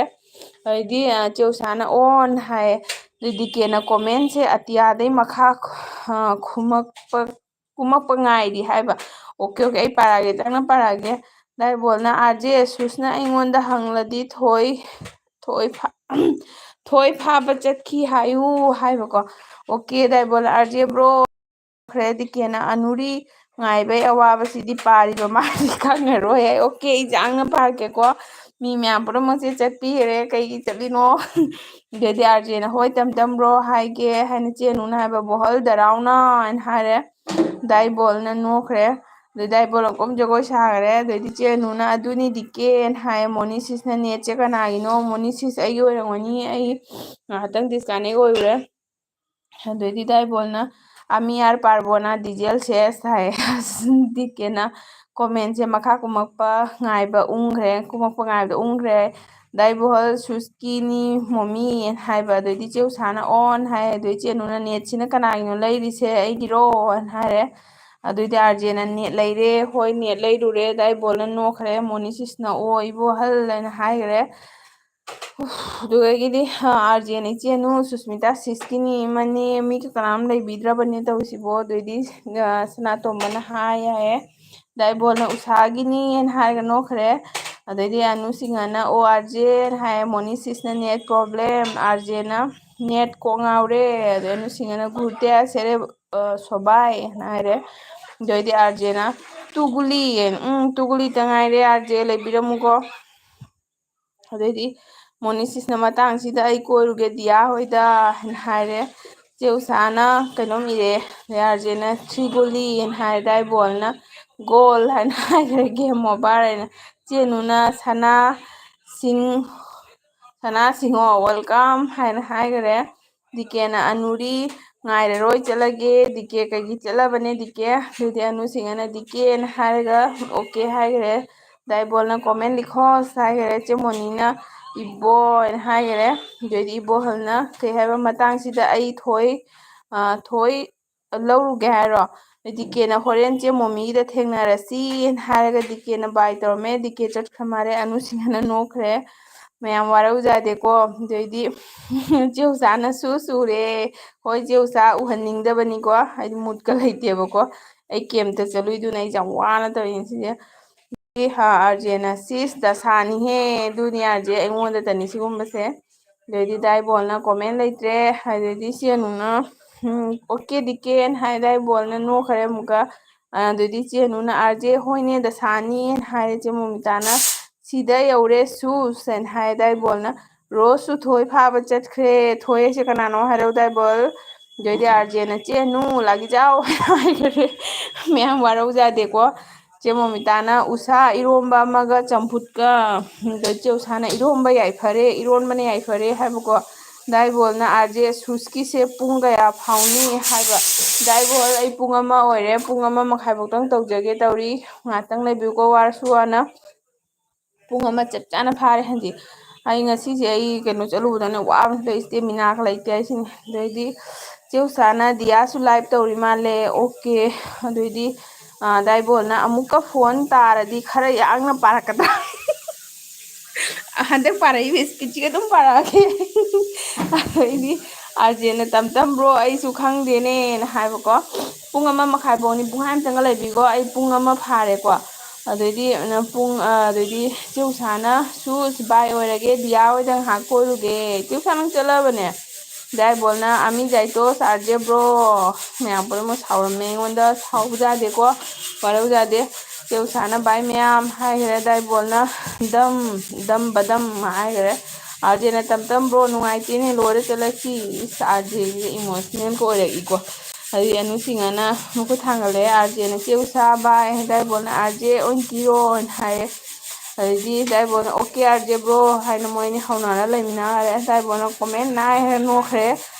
ꯑꯗꯩꯗꯤ ꯑꯥꯔꯖꯦꯅ ꯍꯣꯏꯅꯦ ꯇꯝ ꯕ꯭ꯔꯣ ꯉꯥꯏꯍꯥꯛ ꯂꯩꯁꯤ ꯍꯥꯏꯅ ꯍꯥꯏꯕ ꯊꯦꯡꯀ꯭ꯌꯨ ꯉꯥꯏꯕꯤꯔꯝꯕꯒꯤꯀꯣ ꯑꯗꯩꯗꯤ ꯗꯥꯏꯕꯣꯜꯅ ꯑꯣꯀꯦ ꯑꯥꯔꯖꯦ ꯕ꯭ꯔꯣ ꯑꯥꯔꯖꯦꯅ ꯀꯇꯣꯔꯤ ꯑꯃ ꯄꯤꯁꯜꯂꯛꯑꯦ ꯃꯦꯒꯤꯒꯤꯔ ꯀꯩꯅꯣ ꯗꯥꯏꯕꯣꯜꯅ कच्चा पापड़ पक्का पापड़ कच्चा पापड़ पक्का पापड़ है ꯀꯩꯅꯣ ꯇꯧꯔꯤꯁꯤꯕꯣ ꯆꯠꯇ꯭ꯔꯤꯁꯤ ꯌꯧꯅꯦ ꯑꯩ ꯃꯣꯕꯥꯏꯜꯁꯦ ꯑꯃꯨꯛ ꯍꯦꯡ ꯑꯣꯏꯅ ꯂꯩꯔꯦꯀꯣ ꯑꯩꯉꯣꯟꯗ ꯀꯩꯅꯣꯝꯇꯪ ꯀꯩꯅꯣ ꯇꯧꯔꯗꯤ ꯐꯕ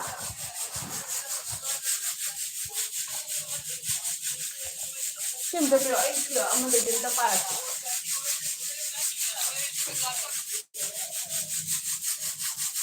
ꯑꯃꯤ ꯁꯤꯒꯔꯦꯠ ꯈꯥꯏꯕꯣꯟ ꯍꯥꯏꯕ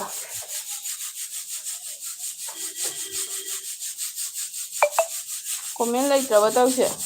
ꯗꯥꯏꯕꯣꯜ ꯀꯣꯃꯦꯟ ꯂꯩꯇ꯭ꯔꯦ ꯁ꯭ꯋꯥꯏ ꯌꯧꯔꯛꯑꯦ ꯀꯣꯃꯦꯟ ꯂꯩꯇ꯭ꯔꯦ ꯀꯣꯃꯦꯟ ꯏꯕꯤꯔꯣ ꯀꯣꯃꯦꯟ ꯂꯩꯇ꯭ꯔ ꯃꯥꯜꯂꯦ ꯌꯥꯝ ꯋꯥꯅ ꯄꯥꯔꯛꯑꯦ ꯑꯩ ꯃꯌꯥꯝ ꯄꯨꯝꯅꯃꯛ ꯌꯥꯝ ꯋꯥꯅ ꯂꯩꯕꯤꯔꯝꯃꯦ ꯊꯦꯡꯀ꯭ꯌꯨ ꯗꯥꯏꯕꯣꯜ ꯅꯣꯛꯊꯈꯔꯦ ꯃꯌꯥꯝ ꯀꯣꯃꯦꯟ ꯏꯕꯤꯔꯛꯑꯣ ꯃꯌꯥꯝ ꯁꯥꯎꯖꯗꯦꯀꯣ ꯈꯥ ꯀꯨꯏꯅ ꯉꯥꯏꯕꯤꯔꯝꯃꯦ ꯑꯥꯔꯖꯦꯒ ꯗꯥꯏꯕꯣꯜꯒ ꯃꯌꯥꯝ ꯄꯨꯝꯅꯃꯛ ꯀꯣꯏꯒꯂꯣ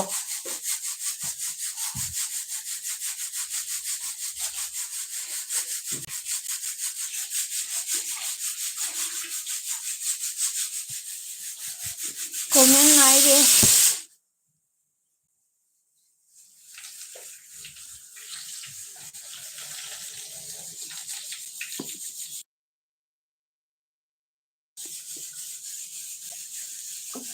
ꯀꯩꯅꯣꯁꯦ ꯑꯦꯜꯕꯤꯗꯅꯦ ꯃꯦꯁꯦꯖ ꯄꯥꯕꯁꯦ ꯀꯣꯃꯦꯟ ꯄꯥꯕꯁꯤꯅꯦ ꯀꯣꯛ ꯉꯥꯎꯋꯦ ꯑꯩꯁꯤꯅꯦ ꯗꯥꯏꯕꯣꯜꯅ ꯀꯣꯃꯦꯟ ꯂꯤꯈꯣ ꯑꯣꯏꯔꯦ ꯀꯣꯃꯦꯟ ꯂꯤꯈꯣ ꯂꯨꯝꯕ ꯀꯣꯔꯤꯑꯣꯅ ꯂꯨꯝꯕꯤꯅꯨ ꯃꯌꯥꯝ ꯀꯣꯃꯦꯟ ꯏꯕꯤꯔꯛꯑꯣ ꯑꯥꯔꯖꯦ ꯀꯣꯃꯦꯟ ꯅꯥꯏ ꯀꯣꯃꯦꯟꯁꯦ ꯃꯌꯥꯝ ꯂꯩꯔꯝꯕꯀꯣ ꯑꯗꯣ ꯗꯥꯏꯕꯣꯜꯅ ꯃꯔꯛ ꯃꯔꯛꯇ ꯀꯣꯃꯦꯟ ꯅꯥꯏꯅ ꯃꯌꯥꯝ ꯍꯥꯏꯕꯁꯤꯒꯅꯦ ꯂꯩꯇ꯭ꯔ ꯃꯥꯜꯂꯦꯅ ꯑꯩꯗꯨ ꯉꯇꯤ ꯄꯥꯕ ꯌꯧꯗꯦ ꯍꯥꯏꯔꯤꯖꯥꯠꯅꯤ ꯀꯣꯃꯦꯟ ꯅꯥꯏ ꯃꯌꯥꯝ ꯀꯣꯃꯦꯟ ꯏꯕꯤꯔꯛꯑꯣ ꯃꯇꯝꯁꯨ ꯌꯧꯔꯛꯇꯣꯔꯦ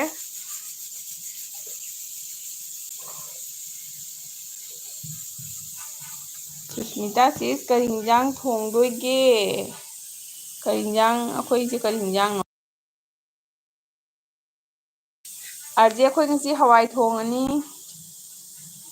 ꯑꯩꯈꯣꯏ ꯉꯁꯤꯒꯤ ꯑꯥꯔꯖꯦ ꯍꯣꯏ ꯀꯔꯤ ꯍꯥꯎꯗꯣꯏꯅꯣ ꯆꯦꯅꯨ ꯆꯠꯈ꯭ꯔꯕ ꯇꯧꯔꯤꯁꯤꯕꯣ ꯆꯦꯅꯨ ꯀꯥꯏ ꯆꯠꯈ꯭ꯔꯒꯦ ꯇꯨꯝꯈ꯭ꯔꯕꯅꯦ ꯁꯤꯕꯣ ꯃꯌꯥꯝ ꯀꯣꯃꯦꯟ ꯏꯕꯤꯔꯣ ꯂꯨꯝꯕꯤꯅꯨ ꯄ꯭ꯂꯤꯖ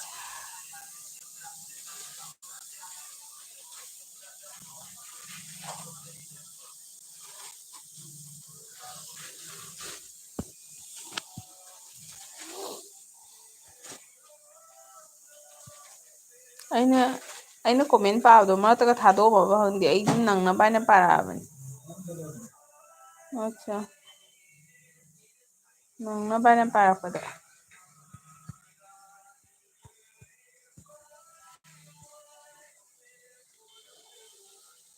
ꯑꯥꯔꯖꯦꯅ ꯁꯨꯁꯃꯤꯇꯥ ꯁꯤꯁ ꯍꯥꯏꯅ ꯍꯥꯏꯔꯒ ꯀꯛꯈ꯭ꯔꯦ ꯑꯗꯨꯅꯤꯅꯦ ꯑꯥꯔꯖꯦ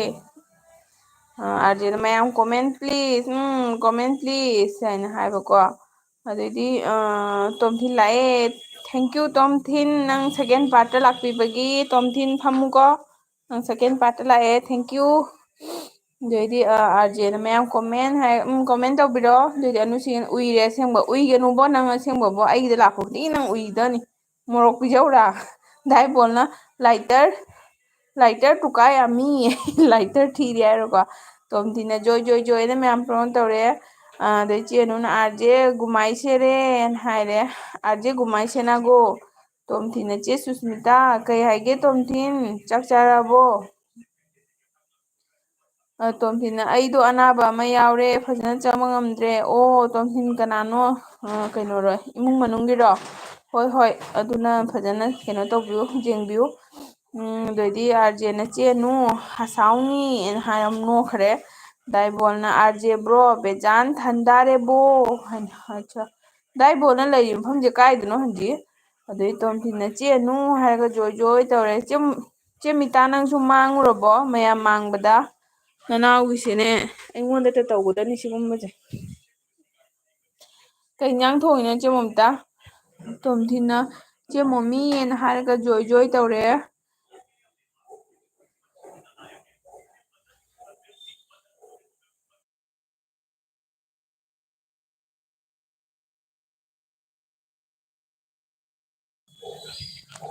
ꯑꯗꯩ ꯆꯦꯅꯨꯅ ꯍꯥꯏꯕ ꯇꯨꯠ ꯑꯇꯩꯗꯁꯨ ꯎꯏꯔꯤꯅꯤꯅ ꯍꯥꯏꯕ ꯀꯩꯅꯣ ꯅꯪꯕꯣ ꯀꯣꯃꯦꯟꯇ ꯎꯏꯔꯦ ꯍꯥꯏꯁꯤꯕꯣ ꯃꯤ ꯌꯦꯜꯕꯤꯗ ꯑꯗꯩꯗꯤ ꯑꯥꯔꯖꯦꯅ ꯇꯝꯇꯝꯕ꯭ꯔꯣ ꯒꯨꯍꯥꯇꯤ ꯊꯟꯗꯥ ꯑꯦꯛꯇꯨ ꯀꯣꯝ ꯍꯣꯏꯁꯦ ꯑꯁꯀꯦ ꯑꯠꯁꯥ ꯆꯦꯅꯨꯅ ꯇꯣꯝꯊꯤꯟ ꯍꯥꯏꯅ ꯍꯥꯏꯔꯒ ꯅꯣꯛꯈ꯭ꯔꯦ ꯇꯣꯝꯊꯤꯟ ꯀꯅꯥꯅꯣꯝ ꯃꯁꯥ ꯉꯝꯗꯕ ꯌꯥꯎꯔꯦ ꯍꯥꯏ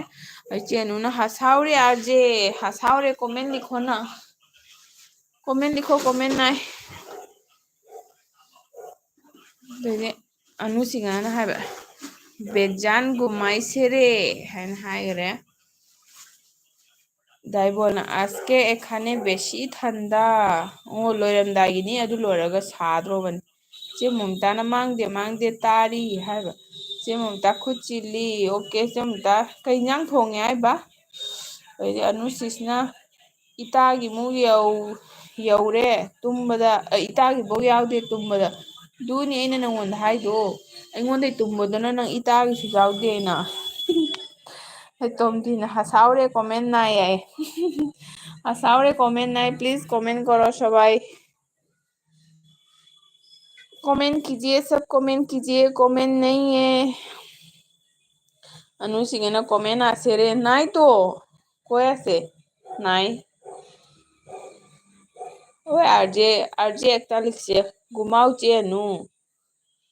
এখন ঘুমালে তার উঠতো না দাই বোনা নোকো ওয়ারি নিরে কই আইনো পারলে পারিস না পারলে না পারস কমেন্ট লিখোস পারলে খাওয়াইবো ꯆꯦꯃꯣꯝꯇꯥꯅ ꯏꯔꯣꯝꯕ ꯆꯝꯐꯨꯠ ꯑꯣꯀꯦ ꯍꯥꯎꯅꯤ ꯆꯦꯃꯣꯝꯇꯥ ꯆꯝꯐꯨꯠꯇꯤ ꯑꯩꯈꯣꯏ ꯉꯁꯥꯏ ꯕꯥꯔꯣꯗ ꯆꯥꯏ ꯃꯣꯝꯇꯥꯅ ꯉꯔꯥꯡꯁꯨ ꯇꯨꯝꯕꯗ ꯏꯇꯥꯒꯤ ꯈꯥꯏꯕꯣꯛꯇ ꯌꯥꯎꯏ ꯇꯧꯒꯗꯅꯤ ꯅꯪ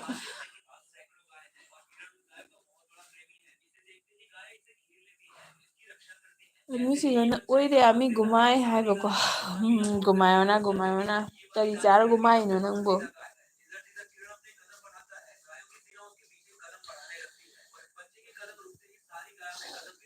कमेंट नाय देखो मनुष्य नाय कमेंट नाय मनुष्य नाय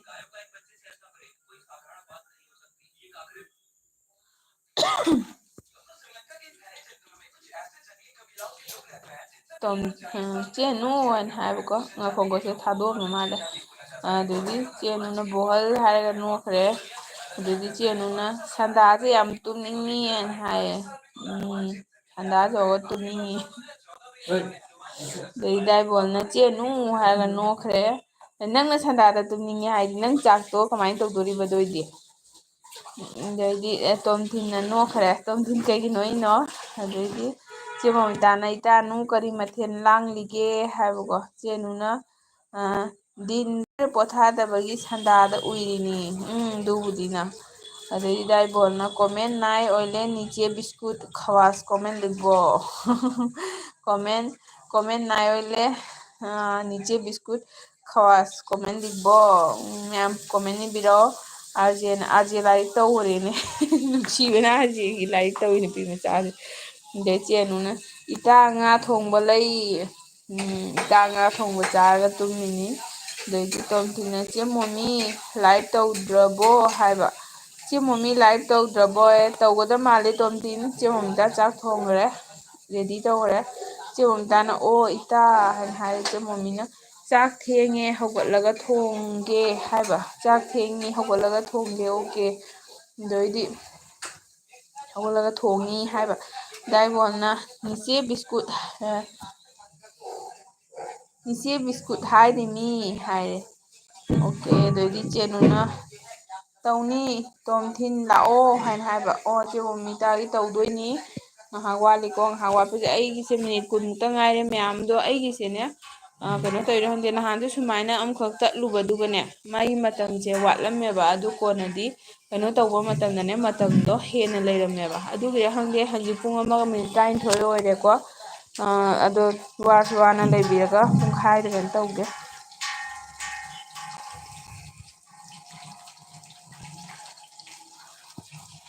ꯇꯣꯝꯊꯤꯟꯅ ꯆꯦꯅꯨ ꯅꯪꯁꯨ ꯂꯥꯏꯚ ꯇꯧꯔꯛꯑꯣ ꯆꯦꯅꯨꯁꯨ ꯂꯥꯏꯚ ꯇꯧꯔꯛꯑꯣ ꯍꯥꯏꯌꯦ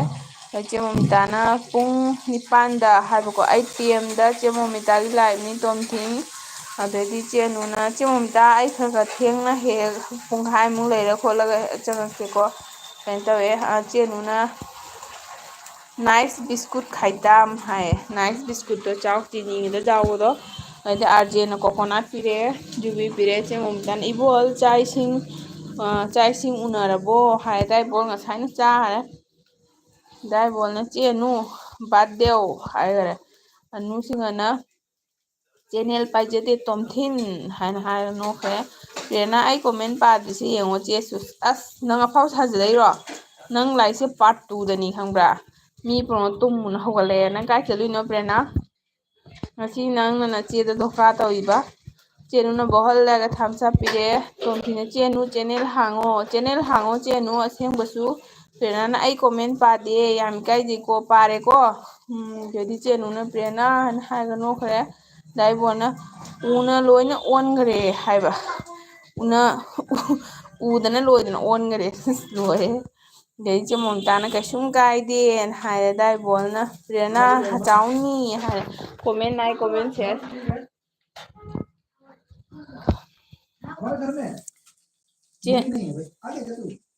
चेनु नाब तोमथिन आई तौजरोन हाय कखरे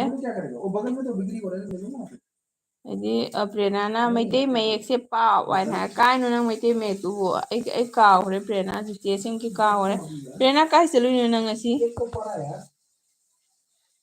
ꯆꯦꯅꯨꯅ ꯄꯦꯅꯥ ꯍꯥꯏꯅ ꯍꯥꯏꯈꯔꯦ ꯄꯦꯅꯥ ꯍꯥꯏꯅ ꯁꯥꯎꯈ꯭ꯔꯦ ꯄꯦꯅꯥꯅ ꯂꯩꯀꯥꯏ ꯀꯣꯏꯕꯒꯤ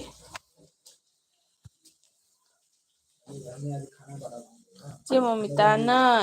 ꯏꯕꯣꯍꯜ ꯀꯔꯤ ꯃꯊꯦꯜꯅꯣ ꯍꯥꯏꯕ ꯀꯔꯤ ꯃꯊꯦꯜꯅꯣ ꯗꯥꯏꯕꯣꯜꯒꯤꯗꯣ ꯀꯔꯤ ꯃꯊꯦꯜꯅꯣ ꯑꯩꯕꯨ ꯀꯥꯎꯈ꯭ꯔꯦꯅꯦ ꯄꯦꯅꯥꯅ ꯑꯩ ꯏꯗꯤꯠ ꯇꯧꯕ ꯆꯠꯂꯨꯏ ꯍꯥꯏꯔꯒ ꯍꯥꯏ ओके ओके दाइबोना कोई मिनट बाकी कोई मास खाया कोर्स है अच्छा এখন নানি 1 ঘন্টা 15 মিনিট চলে তো 15 মিনিট পর্যন্ত থাকিও প্লিজ चे ममितान हाय प्रियना हाय प्री है दाई बोने मैन चे मिता मैन खिड़की जमना हंगदुबा मासना खिड़की जमना हंगदुना हुगलानी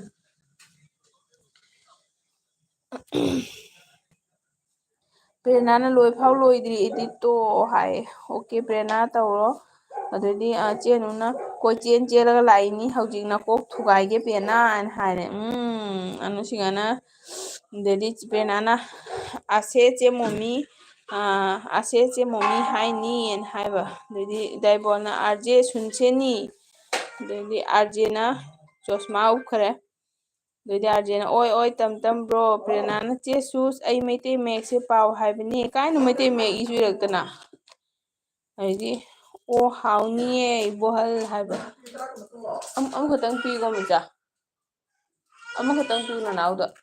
ꯇꯨꯝ ꯍꯧꯒꯠꯂꯛꯏꯗꯣ ꯗꯥꯏꯕꯣꯜꯅ ꯍꯥꯎꯏ ꯍꯥꯏꯕꯀꯣ ꯑꯉꯥꯡ ꯍꯧꯒꯠꯂꯛꯏꯅꯦ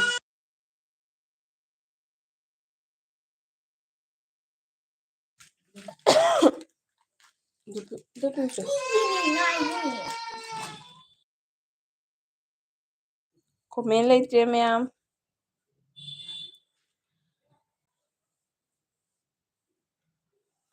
ꯄ꯭ꯔꯦꯔꯅꯥ ꯀꯩ ꯍꯥꯏꯅꯣ ꯀꯩꯅꯣ ꯑꯦꯜꯕꯤꯗ ꯑꯇꯣꯞꯄ ꯂꯦꯡꯒ꯭ꯋꯦꯖ ꯏꯕ ꯌꯥꯗ꯭ꯔꯣ ꯍꯥꯏꯔꯣ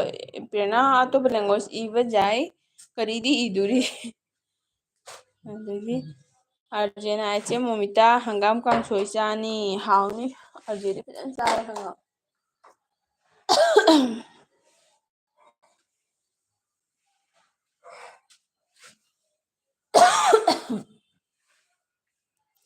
ꯔꯨꯝꯁꯦ ꯀꯩꯅꯣ ꯇꯧꯕꯅꯤꯅꯅꯦ ꯈꯤꯇꯪ ꯀꯩꯅꯣ ꯇꯧꯕꯗ ꯈꯤꯇꯪ ꯀꯩꯅꯣ ꯇꯧꯋꯦꯕ ꯍꯥꯏꯌꯦꯕ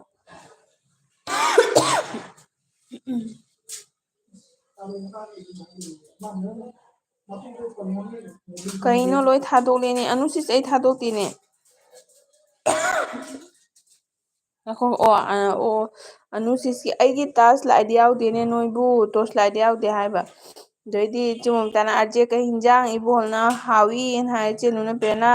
ꯃꯤ ꯑꯁꯦꯡꯕ ꯅꯨꯡꯁꯤꯒꯦꯔꯣꯅ ꯍꯥꯏꯁꯦ ꯄ꯭ꯔꯦꯔꯅꯥꯅ ꯀꯩꯅꯣ ꯑꯦꯜꯕꯤꯗ ꯑꯇꯣꯞꯄ ꯂꯦꯡꯒ꯭ꯋꯦꯖ ꯏꯕ ꯌꯥꯗ꯭ꯔꯣ ꯍꯥꯏꯕ ꯆꯦ ꯃꯣꯃꯤꯇꯥ ꯍꯪꯒꯥꯝ ꯀꯥꯡꯁꯣꯏ ꯆꯥꯅꯤ ꯀꯩꯅꯣ ꯂꯣꯏ ꯊꯥꯗꯣꯛꯂꯦꯅꯦ ꯑꯣ ꯑꯩ ꯄꯥꯔꯛꯑꯦꯀꯣ ꯃꯌꯥꯝ ꯂꯣꯛ ꯈꯨꯔꯦꯍꯦ ꯑꯗꯩꯗꯤ ꯀꯩꯅꯣ ꯇꯧꯔꯦ ꯁꯨꯝ ꯑꯇꯣꯞꯄ ꯔꯨꯝꯗꯒꯤ ꯀꯩꯅꯣ ꯇꯧꯔꯦ ꯔꯨꯝꯁꯦ ꯊꯪꯅꯕꯅꯤꯅ ꯃꯅꯝꯗꯣ ꯄꯥꯏꯁꯤꯜꯂꯛꯏ ꯃꯣꯏ ꯗꯔꯀꯥꯔ ꯇꯧꯕꯗꯣ ꯗꯥꯏꯕꯣꯜꯅ ꯀꯣꯃꯦꯟ ꯂꯤꯈꯣꯁ ꯂꯤꯈꯥꯁ ꯂꯤꯈꯣꯁ ꯀꯨꯟꯇꯥ ꯀꯣꯃꯦꯟ ꯍꯥꯁꯥ ꯍꯥꯏ ꯆꯦꯅꯨꯅ ꯃꯊꯛꯇ ꯂꯩꯍꯧꯔꯦꯅ ꯍꯥꯏꯕ ꯆꯦꯅꯨ ꯑꯩ ꯄꯥꯈ꯭ꯔ ꯅꯠꯇ꯭ꯔꯣ ꯑꯝꯇ ꯌꯦꯡꯉꯨꯅꯦ ꯑꯣ ꯑꯥꯔ ꯖꯦꯅ ꯍꯥꯏꯈꯔꯦ ꯇꯨ ꯆꯦ ꯁꯤꯒꯩ ꯅꯠꯇ꯭ꯔꯣ ꯑꯩꯒꯤ ꯇꯣꯔꯁ ꯂꯥꯏꯠ ꯌꯥꯎꯗꯦꯅꯦ ꯅꯣꯏꯕꯨ ꯍꯥꯏꯁꯦ ꯌꯥꯔꯦ ꯄꯥꯔꯦ ꯍꯥꯏꯔꯦ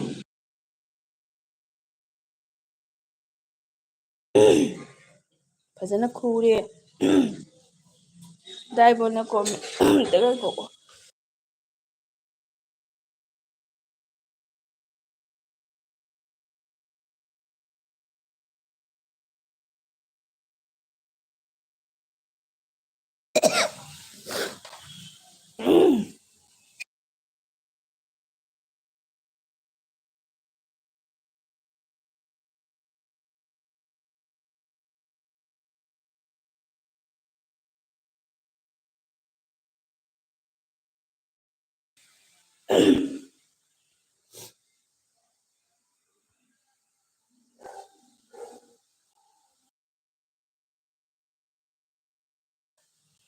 ꯃꯌꯥꯝ ꯍꯥꯔꯦꯕ ꯐꯖꯅ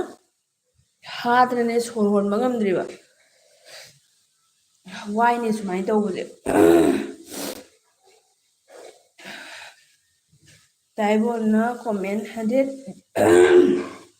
180 ꯃꯊꯛꯇ ꯑꯩꯒꯤ ꯀꯣꯃꯦꯟ ꯂꯩꯍꯧꯔꯦꯅ ꯍꯥꯏꯔꯦꯀꯣ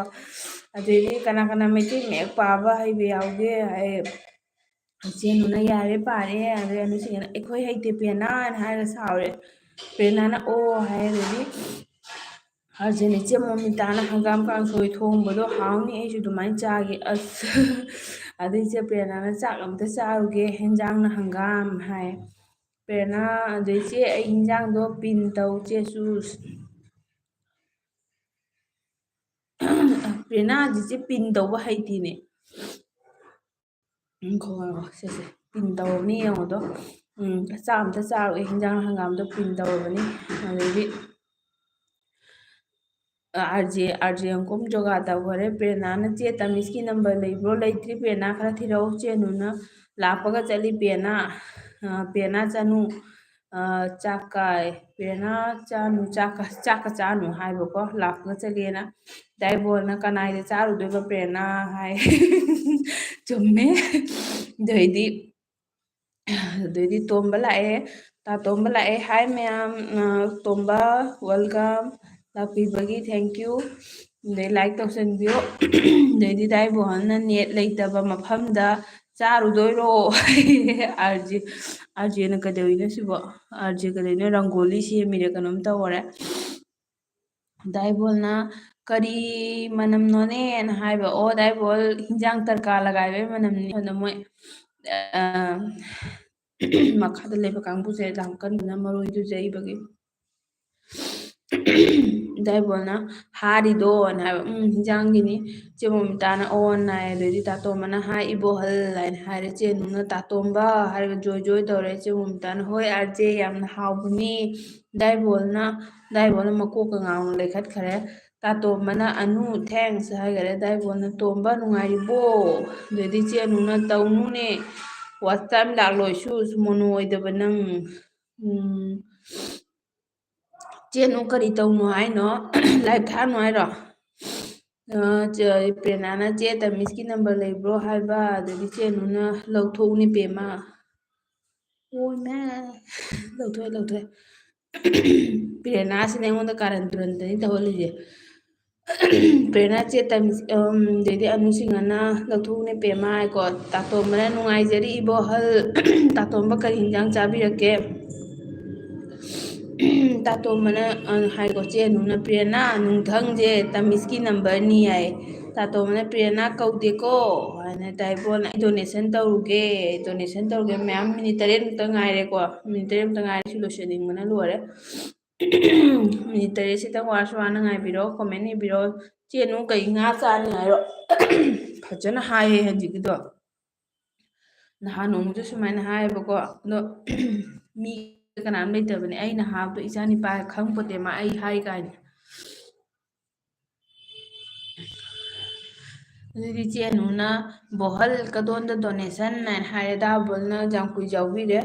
ꯑꯗꯩꯗꯤ ꯆꯦꯅꯨꯅ ꯉꯥ ꯂꯩ ꯑꯣ ꯀꯩ ꯉꯥꯅꯣ ꯆꯦ ꯃꯣꯃꯤꯇꯥꯅ ꯑꯣꯟ ꯍꯥꯏ ꯆꯦ ꯃꯣꯃꯤꯇꯥ ꯂꯣꯏꯗꯣꯔꯦꯗ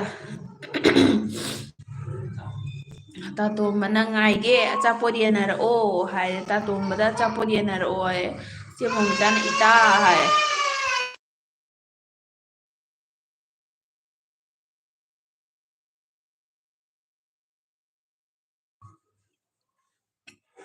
ꯆꯦ ꯃꯣꯃꯤꯇꯥ ꯏꯇꯥ ꯗꯥꯏꯕꯣꯜꯅ ꯁꯅꯥ ꯁꯤꯡꯍꯒꯤ ꯗꯣꯅꯦꯁꯟ ꯑꯣꯀꯦ ꯁꯅꯥ ꯁꯤꯡꯍꯗꯣ ꯗꯥꯏꯕꯣꯜ ꯑꯩ ꯅꯣꯡꯃ ꯌꯥꯎꯔꯦꯕꯀꯣ ꯁꯅꯥ ꯁꯤꯡꯍꯗꯣ ꯑꯗꯨ ꯌꯥꯎ ꯑꯩꯅ ꯕ꯭ꯂꯨ ꯄꯤꯌꯣꯅ ꯍꯥꯏꯕ ꯍꯩꯇꯦꯅ ꯍꯥꯏꯔꯝꯃꯦꯕ ꯑꯗꯣ ꯚꯠ ꯂꯥꯎꯅ ꯀꯛꯊꯠꯈ꯭ꯔꯦ ꯂꯥꯏꯚꯇꯣ ꯑꯗꯨ ꯑꯩ ꯏꯀꯥꯏꯔꯦꯗ ꯑꯗꯨꯗꯩꯗꯤ ꯏꯆꯦꯅꯨꯅ ꯑꯩꯁꯨ ꯑꯣꯟꯗ ꯗꯣꯅꯦꯠ ꯇꯧꯔꯨꯒꯦ ꯍꯥꯏꯌꯦ ꯀꯅꯥ ꯇꯧꯗꯣꯏꯅꯣ ꯉꯥꯛꯇ ꯉꯥꯏꯕꯤꯈꯣ ꯃꯤꯅꯤꯠ 3ꯇ ꯉꯥꯏꯔꯦ ꯇꯥꯇꯣꯝꯕꯅ ꯃꯣꯃꯤꯇꯥ ꯑꯦꯜꯕꯤ ꯇꯧꯔꯁꯤ ꯁꯤ ꯂꯣꯏꯔꯒ ꯏꯆꯦ ꯃꯣꯃꯤꯒꯤ ꯇꯧꯗꯣꯏꯅꯤ ꯏꯆꯦ ꯃꯣꯃꯤꯒꯤ ꯍꯧꯗ꯭ꯔꯣꯕꯅꯤ ꯆꯦꯅꯨꯅ ꯁꯅꯥ ꯁꯤꯡꯍ ꯃꯥꯡꯈ꯭ꯔꯦ ꯍꯥꯏꯔꯦ ꯁꯅꯥ ꯁꯤꯡꯍ ꯃꯥꯡꯈ꯭ꯔꯦ ꯍꯥꯏꯕ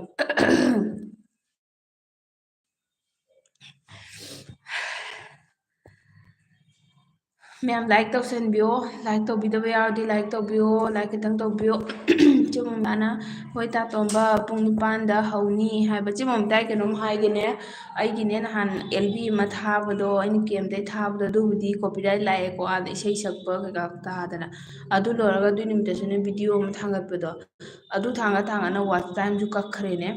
ꯑꯗꯩꯗꯤ ꯚ꯭ꯌꯨꯁꯨ ꯀꯛꯈꯤ ꯀꯩꯒꯤꯅꯣ ꯑꯗꯨꯕꯨ ꯚꯤꯗꯤꯑꯣ ꯊꯥꯡꯒꯠꯅ ꯀꯛꯏꯕ ꯑꯗꯩ ꯑꯥꯔꯖꯦꯅ ꯑꯣꯔꯦꯟꯖ ꯄꯤꯁꯜꯂꯛꯑꯦ ꯍꯥꯎꯕꯅꯤ ꯑꯥꯔꯖꯦꯒꯤ ꯀꯣꯝꯂꯥ ꯌꯥꯝ ꯊꯨꯝꯕꯅꯤ ꯃꯌꯥꯝꯗꯣ ꯑꯩ ꯁꯤꯔꯤꯒ ꯐꯝꯃꯤꯅꯤ ꯌꯦꯡꯉꯣ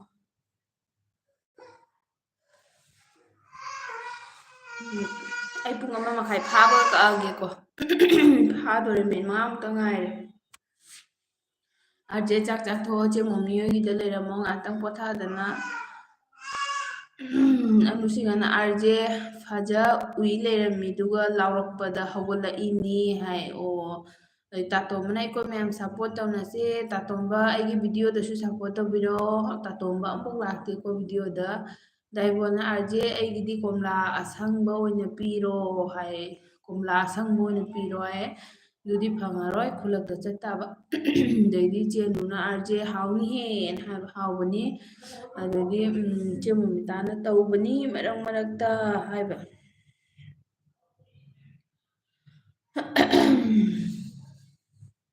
ꯇꯧꯕꯅꯤ ꯃꯔꯛ ꯃꯔꯛꯇ ꯇꯜꯂꯦ ꯍꯥꯏꯁꯤꯅꯤꯀꯣ ꯑꯗꯨꯗꯨꯅ ꯑꯩ ꯉꯁꯤ ꯚꯤꯗꯤꯑꯣ ꯍꯥꯞꯀꯦ ꯇꯧꯕ ꯇꯟꯅ ꯍꯥꯞꯇ꯭ꯔꯕꯅꯤ ꯃꯌꯥꯝ ꯂꯣꯏꯁꯜꯂꯛꯑꯦꯀꯣ ꯆꯦ ꯃꯣꯃꯤꯇꯥꯒꯤꯗ ꯑꯃꯨꯛ ꯂꯩꯕꯤꯔꯝꯃꯣ ꯃꯌꯥꯝ ꯑꯅꯨꯁꯤꯡꯅ ꯀꯩꯅꯣ ꯄꯤꯔꯛꯏꯁꯦ ꯍꯩꯅꯧꯔꯣ ꯂꯦꯕꯨꯔꯣ ꯂꯦꯕꯨ ꯃꯥꯜꯂꯤꯅꯦ ꯁꯦ ꯏꯕꯣꯍꯜꯒꯤ ꯗꯥꯏꯕꯣꯜ ꯖꯨꯁꯅꯦꯅ ꯊꯛꯑꯣ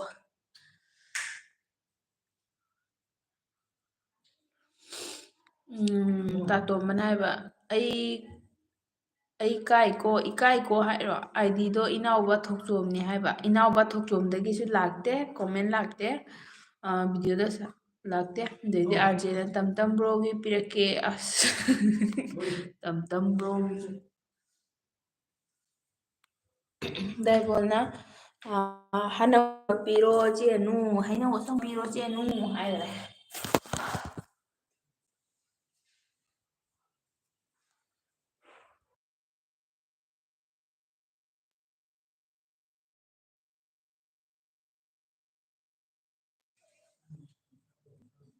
आरजे चे मीट सिंगनबा हायरेको ꯗꯥꯏꯕꯣꯜꯅ आरजे अमी भात खाइसे ꯗꯥꯏꯕꯣꯜ ꯆꯥꯛꯆꯥ ꯍꯥꯏꯔꯦ ꯃꯌꯥꯟ ꯃꯌꯥꯟ ꯑꯗꯩꯗꯤ ꯆꯦꯅꯨꯅ ꯀꯩꯅꯣ ꯀꯤꯍꯣꯝ ꯑꯣꯏ ꯃꯥꯜꯂꯦ ꯄꯤꯔꯛꯏꯁꯦ ꯕꯣꯍꯜ ꯑꯅꯥꯔꯣꯁ ꯈꯥꯎ ꯍꯥꯏꯅ ꯍꯥꯏꯈ꯭ꯔꯦ ꯃꯌꯥꯝ ꯂꯥꯏꯛ ꯇꯧꯕꯤꯌꯣ ꯂꯥꯏꯛ ꯇꯧꯗꯕꯁꯨ ꯌꯥꯎꯔꯗꯤ ꯂꯥꯏꯛ ꯇꯧꯕꯤꯌꯣ ꯁꯛ ꯂꯣꯠꯄ꯭ꯔꯥ ꯂꯣꯠꯇꯕ꯭ꯔꯥ ꯂꯥꯏꯛ ꯇꯧꯕꯤꯌꯨ ꯄ꯭ꯂꯤꯖ ꯁꯛ ꯎꯍꯟꯗ꯭ꯔꯁꯨ ꯂꯥꯏꯛꯇꯤ ꯑꯝꯇ ꯇꯧꯕꯤꯔꯝꯃꯣ ꯑꯗꯩꯗꯤ ꯆꯦ ꯃꯣꯃꯤꯇꯥꯅ ꯑꯥꯔꯖꯦ ꯃꯤꯠ ꯄꯨꯔꯥ ꯁꯤꯡꯂꯅꯤ ꯍꯥꯏ ꯑꯗꯨ ꯄꯤꯔꯛꯏꯕ ꯃꯤꯁꯦ ꯍꯥꯟꯅ ꯆꯥꯔꯒ ꯆꯦ ꯃꯣꯃꯤꯇꯥꯒꯤ ꯂꯥꯏꯐꯇꯨ ꯁꯪꯉꯝꯃꯣ ꯍꯥꯏꯌꯣ ꯗꯥꯏꯕꯣꯜꯅ ꯀꯩꯅꯣ ꯈꯣꯝ ꯑꯃꯨꯟꯕ ꯍꯩꯅꯗꯦ ꯀꯤꯍꯣꯝ ꯑꯃꯨꯟꯕ ꯍꯩꯅꯗꯦ ꯍꯥꯏꯕꯀꯣ ꯑꯗꯨꯏꯗꯤ ꯆꯦꯅꯨꯅ ꯕꯥꯏ ꯕꯥꯏ ꯇꯞ ꯇꯞꯅ ꯍꯣꯏ ꯃꯌꯥꯝ ꯃꯤꯅꯤꯠ ꯑꯅꯤꯇ ꯉꯥꯏꯔꯦ ꯃꯤꯅꯤꯠ ꯑꯅꯤꯇ ꯉꯥꯏꯔꯦꯀꯣ ꯂꯣꯏꯁꯤꯟꯅꯕ ꯑꯩꯁꯨ ꯀꯩꯅꯣꯁꯦ ꯑꯉꯥꯡ ꯑꯄꯤꯛꯄꯁꯦ ꯍꯧꯒꯠꯂꯛꯑꯦ ꯆꯦ ꯃꯣꯃꯤ ꯉꯥꯏꯔꯝꯃꯣ ꯑꯩ ꯂꯥꯛꯀꯅꯤ ꯇꯞꯅꯁꯨ ꯇꯞꯅ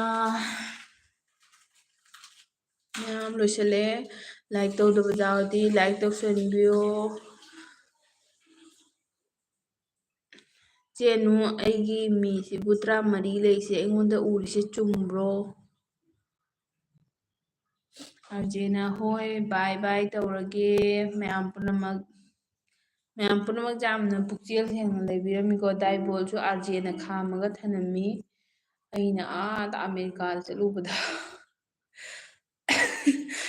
ꯅꯪꯉꯣꯟꯗ ꯍꯥꯏ ꯅꯠꯇꯦꯍꯦ ꯗꯕꯜ ꯂꯥꯏꯛ ꯄꯥꯝꯕ꯭ꯔꯥ ꯍꯥꯏꯅꯦ ꯒꯨꯂꯤꯗ ꯍꯥꯏꯅꯤ ꯒꯨꯂꯤꯗ ꯑꯁꯤꯒꯅ ꯆꯨꯝꯃꯦꯅ ꯍꯥꯏꯕꯀꯣ ꯊꯦꯡꯀ꯭ꯌꯨ ꯃꯌꯥꯝ ꯄꯨꯝꯅꯃꯛꯄꯨ ꯃꯌꯥꯝ ꯄꯨꯝꯅꯃꯛꯅ ꯉꯁꯥꯏꯗꯒꯤ ꯌꯥꯝ ꯋꯥꯅ ꯂꯩꯕꯤꯔꯝꯃꯤ ꯁꯞꯄꯣꯔꯠ ꯇꯧꯕꯤꯗꯅ ꯆꯨꯝꯃꯤ ꯒꯨꯂꯤꯗꯣ ꯆꯨꯝꯃꯤ ꯍꯥꯏꯕꯀꯣ ꯒꯨꯂꯤꯁꯦ ꯑꯩꯒꯤ ꯑꯦꯜꯕꯤꯗ ꯑꯍꯥꯟꯕꯅꯤꯅꯦ ꯁꯨꯃꯥꯏꯅꯀꯣ ꯍꯔꯥꯎꯏꯅꯦ ꯉꯁꯤ ꯒꯨꯂꯤ ꯏꯅꯥꯛ ꯈꯨꯜꯂꯦꯍꯦ ꯗꯥꯏꯕꯣꯜ ꯆꯦꯅꯨꯅ 19 ꯍꯥꯏꯕꯀꯣ ꯗꯥꯏꯕꯣꯜꯅ ꯑꯩꯁꯨ ꯗꯕꯜ ꯂꯥꯏꯛ ꯗꯥꯏꯕꯣꯜ ꯇꯧꯔꯛꯀꯅꯣ ꯗꯕꯜ ꯂꯥꯏꯛ ꯇꯧꯔꯛꯀꯅꯨ ꯄ꯭ꯂꯤꯖ ꯑꯅꯨꯁꯤꯡꯅ ꯏꯇꯥ ꯒꯣ ꯍꯥꯏꯔꯦ ꯗꯥꯏꯕꯣꯜꯅ 19 ꯑꯅꯨꯁꯤꯡꯅ ꯕꯣꯍꯜ ꯍꯥꯏ ꯑꯥꯔꯖꯦꯅ ꯇꯝꯇꯝꯕ꯭ꯔꯣ ꯕꯥꯏ ꯍꯥꯏꯅ ꯑꯅꯨꯁꯤꯡꯅ 20 ꯁꯨꯔꯦ ꯑꯃꯨꯛ ꯍꯥꯏꯅ ꯃꯌꯥꯝ ꯑꯩ 1:30 ꯆꯞ ꯆꯥꯅ ꯐꯥꯗꯣꯔꯦꯀꯣ ꯑꯗꯣ ꯍꯣꯔꯦꯟ ꯇꯧꯔꯒ 1:30 ꯍꯦꯜꯂꯝꯕ꯭ꯔꯥ ꯈꯪꯗꯦ ꯉꯁꯥꯏ ꯗꯤꯁꯀꯅꯦꯛ ꯑꯣꯏꯔꯨꯕꯗꯣ ꯅꯍꯥꯟꯅ ꯁꯨꯃꯥꯏꯅ ꯇꯧꯔꯝꯃꯦꯕ ꯍꯣꯏ ꯃꯌꯥꯝ ꯄꯨꯝꯅꯃꯛ ꯀꯩꯅꯣ ꯇꯧꯔꯒꯦꯀꯣ ꯕꯥꯏ ꯑꯣꯏꯔꯁꯤ ꯃꯌꯥꯝ